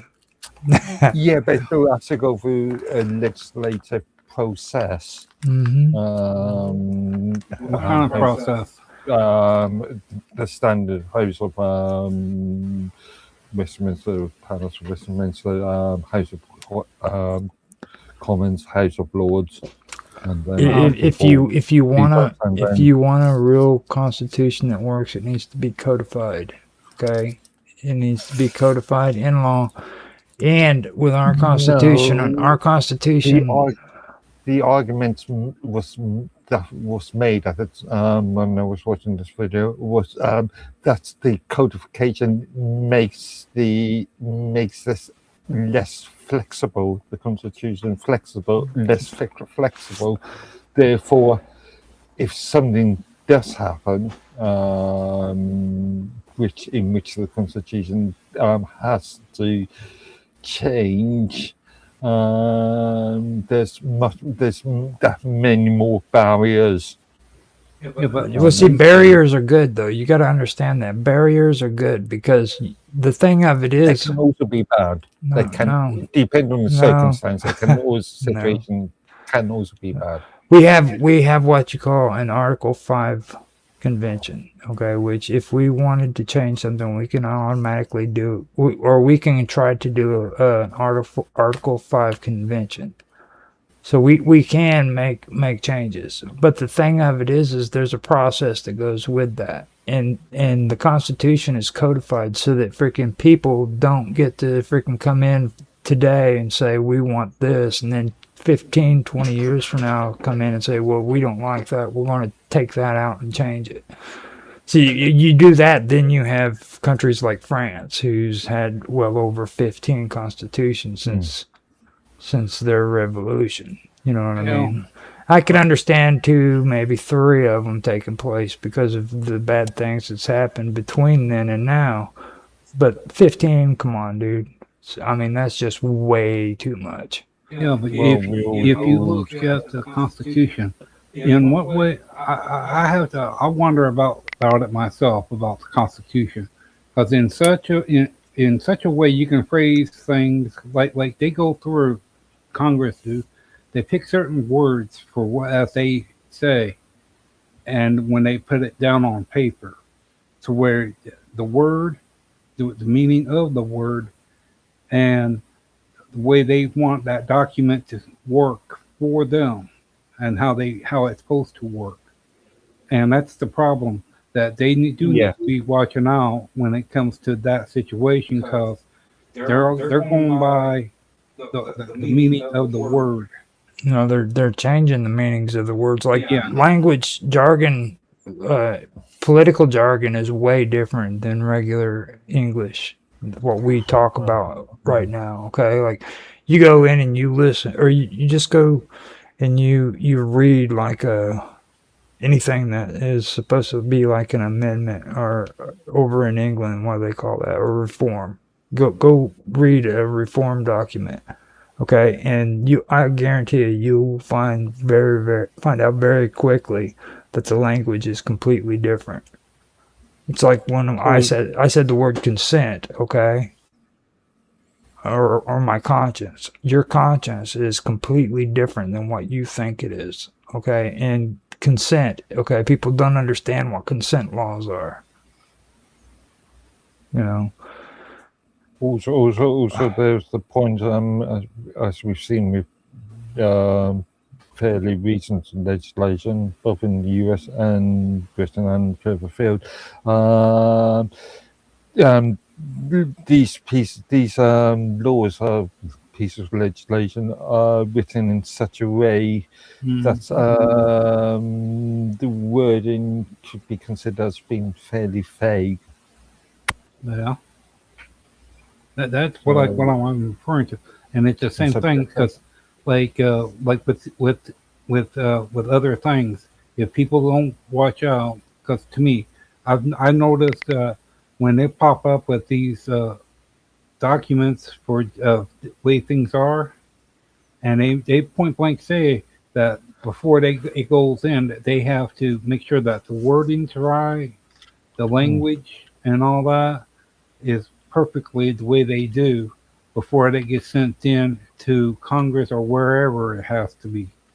But then by them doing that, people need to stop and think that, okay, we need to make sure that it's not a double-edged sword there, you know, that whatever they put down on paper it doesn't come back and to bite everyone later on. It affects them in a certain way. It's like 3 days before independence started. Roger, I forget his name, but Roger told me about his name in England. He went and was going to go to England to set up a thing of be part of what you call that, the one of the UK like what Canada is. I forget what you call it, Roger. That guy from the U.S. went to Canada to the UN to be part of their where there's the U.S. is still U.S. but they're part of their Oh, I forget what they call it. you're talking about the what was that called again? It was the freaking Versailles. Whenever they were wanting to come up, it was before the UN. League of Nations. The League of Nations. What's his face? Oh God, I forgot his name. He Cleveland maybe? No. He was the president of the United States, and he was trying to push the United States into wanting to join the League of Nations. Well, he overstepped his power. He promised Europe that the United States was going to join, and he did that publicly. And then by the time he got to the United States, he quickly found out that that was overstepping his powers because Congress had to okay that. And what happened was he ended up traveling around the country trying to push for people to join the League of Nations, and nobody wanted to do it after he had done that. So Wasn't there now hold on.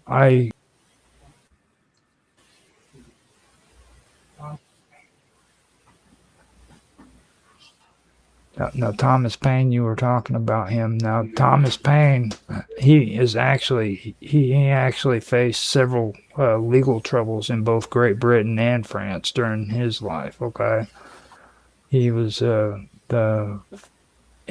author of the book Common Sense.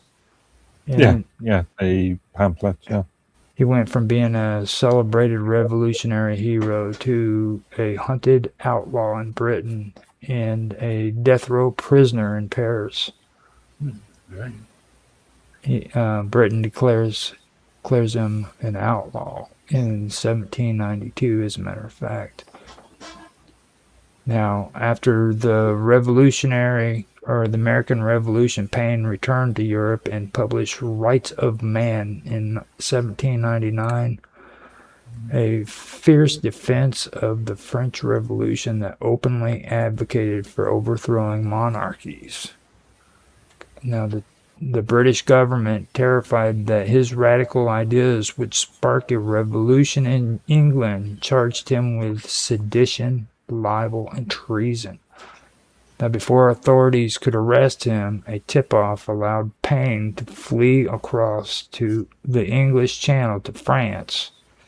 In his absence, a British court found him guilty, banned his books, and officially declared him an outlaw. When Paine arrived in Paris, he was treated as a hero and even given honorary citizenship at a seat in the new French revolutionary government. However, the revolution quickly grew incredibly bloody and radical under Jacobins.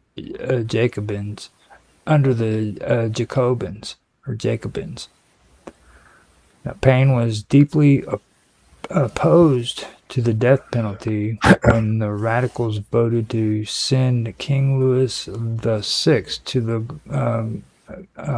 guillotine. Paine openly voted against the execution, arguing that the king should be exiled to America instead. The humanitarian stance painted a target on his back. In December of 1793, the radical leader Maximilian Robespierre ordered Paine arrested for treason. He was thrown into the notorious Luxembourg prison in Paris for nearly a year. Payne came within hours of losing his head to the guillotine.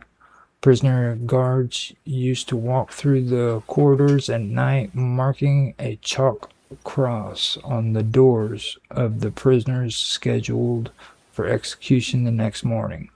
When they came to Payne's cell, his door happened to be wide open because he was receiving medical visitors. The guard hastily chalked the cross on the inside of the open door. Later that night, when the door was closed, the executioner walked past his cell because the chalk mark was hidden on the inside. Days later, Robespierre fell from power, the reign of terror ended, and Payne's life was spared. So there you go. Yeah, I was wondering, was this before or after what I'm about to ask? Is that they were people that was asking, wasn't it President Lincoln about him? Why don't he be as king? And he said no. He wanted to keep it to where people can vote for No, every. that was George Washington. They wanted, Yeah. and that I'm kind of suspicious about that too because they did the same thing with Cromwell. I'm thinking. Yeah. I was just thinking that it is a bit I question that because the story is so similar to Cornwall. Yeah, it really is. I mean, I've heard that too, but I mean, you just have to use your common sense to that. Like all of us, that's that whole patriotic thing. You know what I mean? Yeah, It's like that's why I was asking. Like the cherry tree. You know that George Washington was so honest, dude, that he cut down his mother's cherry tree, and then later on went to his mother and said, "Mother, I am sorry. I chopped down your cherry tree." And his mother forgave him because of his honesty. He was that honest. That's a fact. Yeah. That's a fact. Well, it sounds a lot like propaganda to me, but yeah. What do you think, Tan? Do you think that's true or not? I kind of tuned out after a while. Too much. I did. I knew that I wanted to check out Payne though, because the thing of it is that it's very interesting. Like Payne is related to the freaking Liberty Tree. Is that what you said? Yeah. I didn't clock Pain and the French Revolution until after you mentioned that, and I should have thought about that beforehand.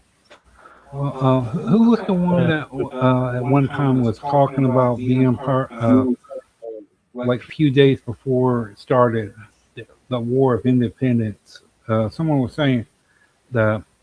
Oh, that was me. No, that was John Jay. No, I have no respect for John Jay. He's the one who founded the Department of Justice. Oh, okay.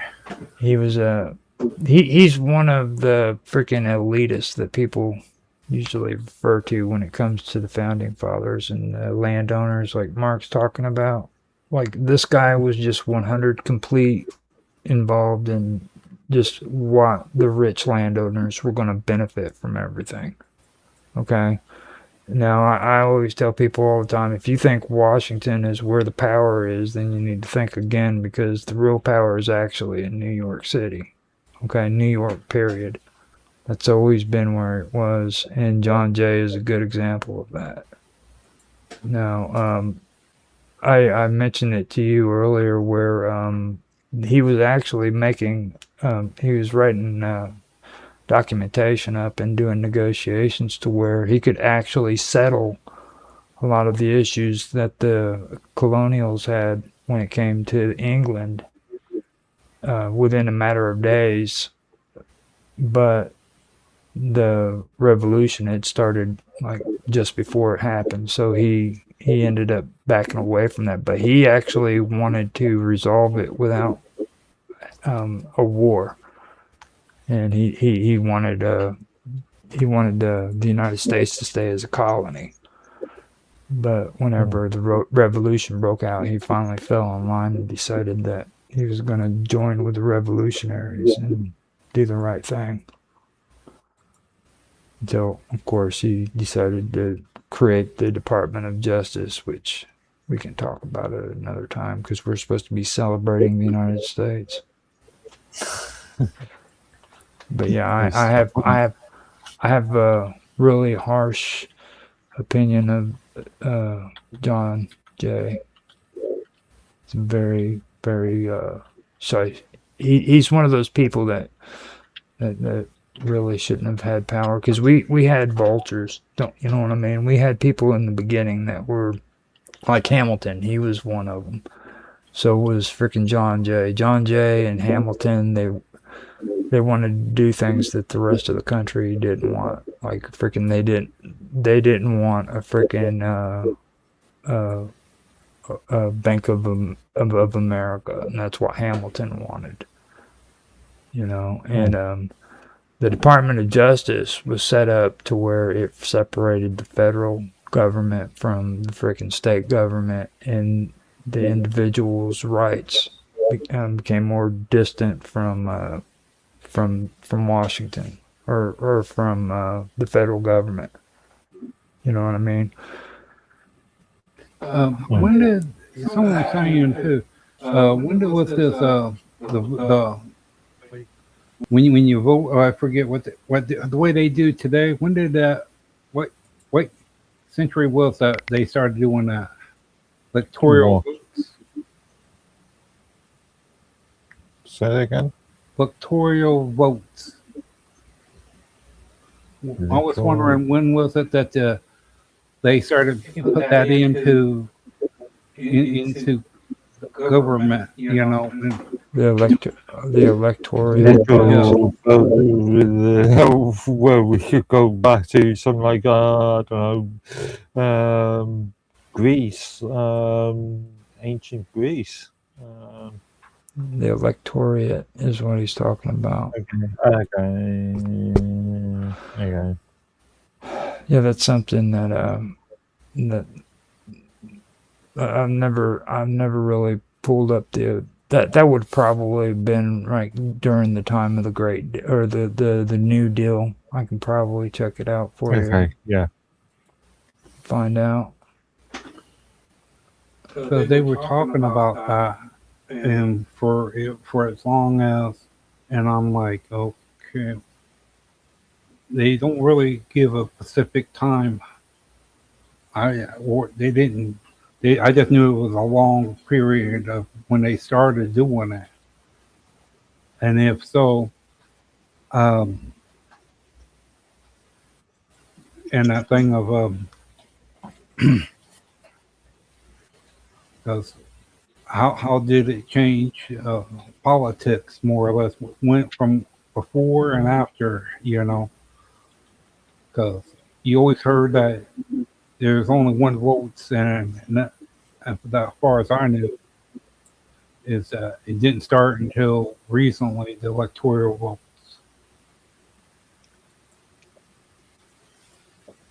Okay, so the actual term is the electoral college, and believe it or not, it was actually all the way back in 1788. The United States started using the electoral voting system in 1788 during the first presidential election, which concluded in 1789. The framework for the Electoral College was officially established when the U.S. Constitution was signed on September 17, 1787, and it went into effect for the election that chose George Washington as the first president. Now, the very first election was 1788 to 1789. Electors were chosen by the state in late 1788, and they cast their official ballots on February the 4th, 1789. Now, I'm not sure. I'm not sure if they're really saying that right. Like election, maybe, but that's the Electoral College. Yeah, that's what they're saying.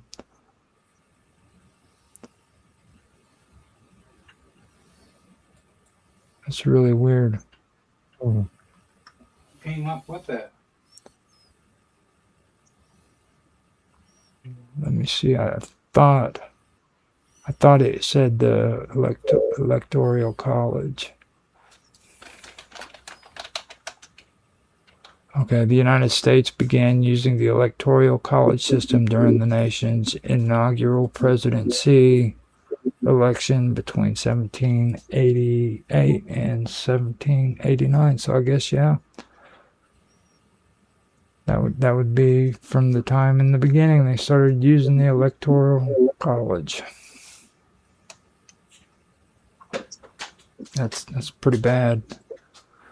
I thought there would be a little hope left for the United States if it was actually implemented afterwards. But I mean, if it was that way from the beginning, that's pretty crappy.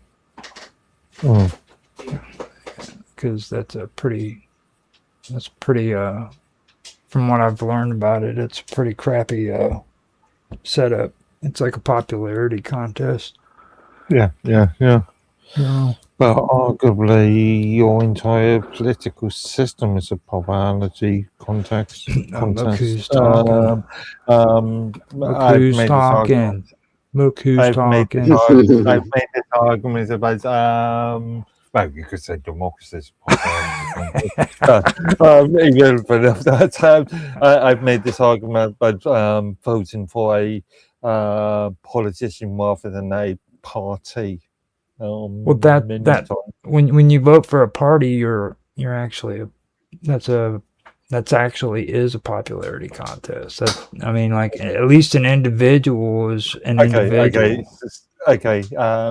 So if you're a part of a clique, start clicking is what that's all about. Okay. To use my original argument, it's more of a cult of celebrity contest. The U.S. system is there's actually a more what is it, cult of personality is what they refer to it as. Yeah. Celebrity personality, whatever. There's some differences. Well, I mean, it's a really good term, and that really does fit even more when you say it like a cult of personality. It really fits the definition. So. What happened during the time in New York? You're muted, Robert. We can actually hear him pretty well at the big sort of distance between you two.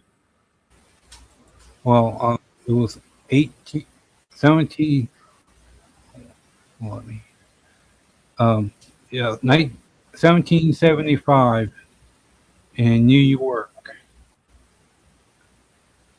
I was wondering what was that like during that time? What was that about? Well, I mean, that time has passed, Robert. Okay. Hold up. We've already put like 2 hours into this thing, man. We need to close it up. This is what happens when you don't do the topics like you wanted to do. So I'm ready to go to sleep. I made like entire short stories for you. Well, yeah, you can still say that. No, I mean, it's over, dude. You it's like I'm not doing that stuff. I'll make a blog for you. And then make a blog for him. And I've already got. I already set up a spoken word thing where it sounds all patriotic and everything in a voice where it says the the story. I did 4 of them for you, so I can have that posted up for you too. So you'll have that. I was wondering, when did they have taps? When was it that taps? You know, when someone would pass away during the 1800s.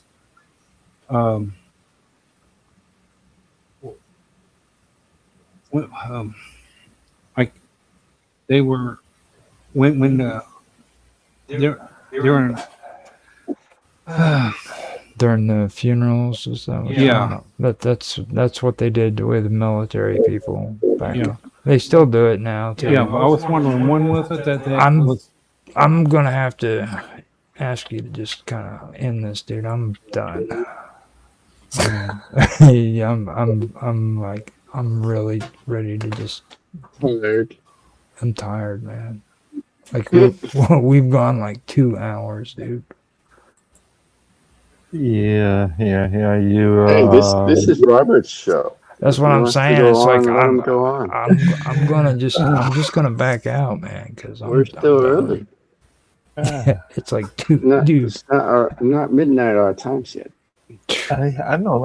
It's 1:45 a.m. He's trying to kick a dead horse, is what it is. He spent 2 hours like talking about all this stuff. We've already covered tons of stuff, and now it's like he was wanting to start talking about more stuff. And it's like, I'm done. I'm finished. According to the clock here, it's almost coming up to 3 hours. Besides that, like the fireworks are supposed to start here before long too. All right. Yeah. Yeah. Go enjoy your fireworks. I usually just sit out back and listen to them. Hopefully they're not ruined because of the rain. 90 degrees outside, mind you, when it started. Like, when does it ever rain at 90 degrees in the day? That's like I 30. don't know. Go ahead. Just before he started, Albert was talking about the weather. He said that there was some rain there or something. Oh yeah, because I was saying because before it was real loud. You can hear it coming down real hard, Mm-hmm. and This was 90 degrees, mind you, too, and that would be like 30 something degrees for you. Yeah, about 30. Yes, 32, 33. I was thinking like maybe about 33 degrees. You're because Dan, you don't have Fahrenheit either, do you? You guys- Celsius. You guys do Celsius. Yeah. So, I mean, it's just insane. It's like any other day you'd be burning you'd be burning up from the heat, and then all of a sudden on 4th of July, with it even hot, it's going to rain just to ruin the fireworks. That's 4th of July for you, just so you know. That's what 4th of July is now. And then I've heard people say, well, we're going to do it another day. Like, are you serious? Like, that's what I was saying. It's more trendy than it is anything else. It's not even about patriotism. They just like, we'll do it another day. Kind of like trick or treat, but on a different day. well, one year Isn't that missing the point? It's like saying, we'll celebrate Christmas Day on August the 5th. Yeah. Oh, they're getting to that point now too. They're like, Christmas is every day. Yeah, Yeah. Cool. Now, me personally, if I freaking found a person who thought that way, that said Christmas is every day, okay, and they celebrated Christmas every day, I would have issues with that. I would think that they might have like mental illnesses or something. I'm just thinking Paul Santa. Yeah. Well, I mean, can you imagine somebody who has a Christmas tree up all year long? And they've got I can. Yes, I can. Yeah, I can. Christmas lights everywhere, and like every day they come in with a new present. You know what I mean? Like literally. Well, it's like a Santa Claus town. I forget where it's at, but they actually got a place where it's Christmas all year until Yeah, up Christmas here. time. Up there's a little bit north of here. There's a Santa's village. Mhm. Yeah. It's called the North Pole. Don't No, don't try to hide right it. there. I like Not- this shit. You ain't And, fooling me, dude. I know Santa's up there. That's freaking the North Pole. Don't be kidding me. Santa's hideout. I Santa's ain't saying village. nothing more. Yeah, I just tell you there's a Santa village up here. it's called the North Pole, buddy. All that and the post office up there too. You actually got people that send mail up there because of the area code, and they send it there, and they send it back because it's the kids. Mhm.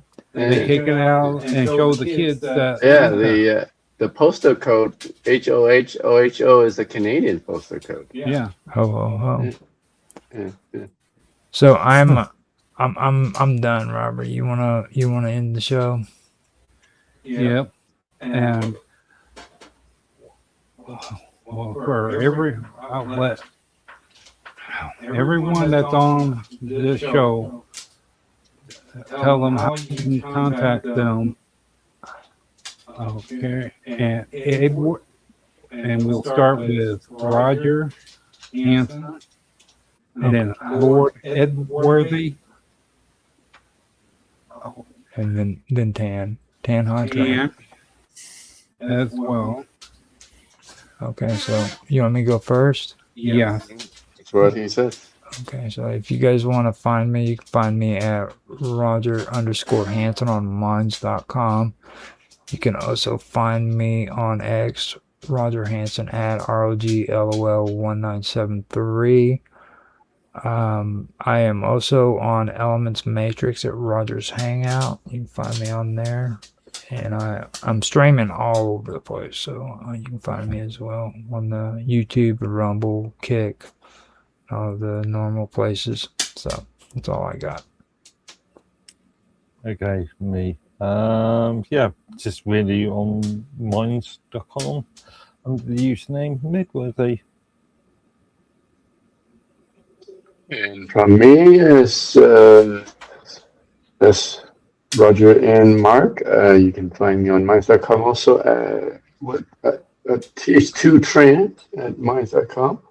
But also I've started setting up a new home on primo.net.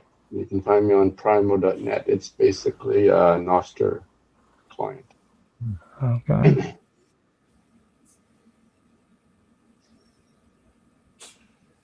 All right.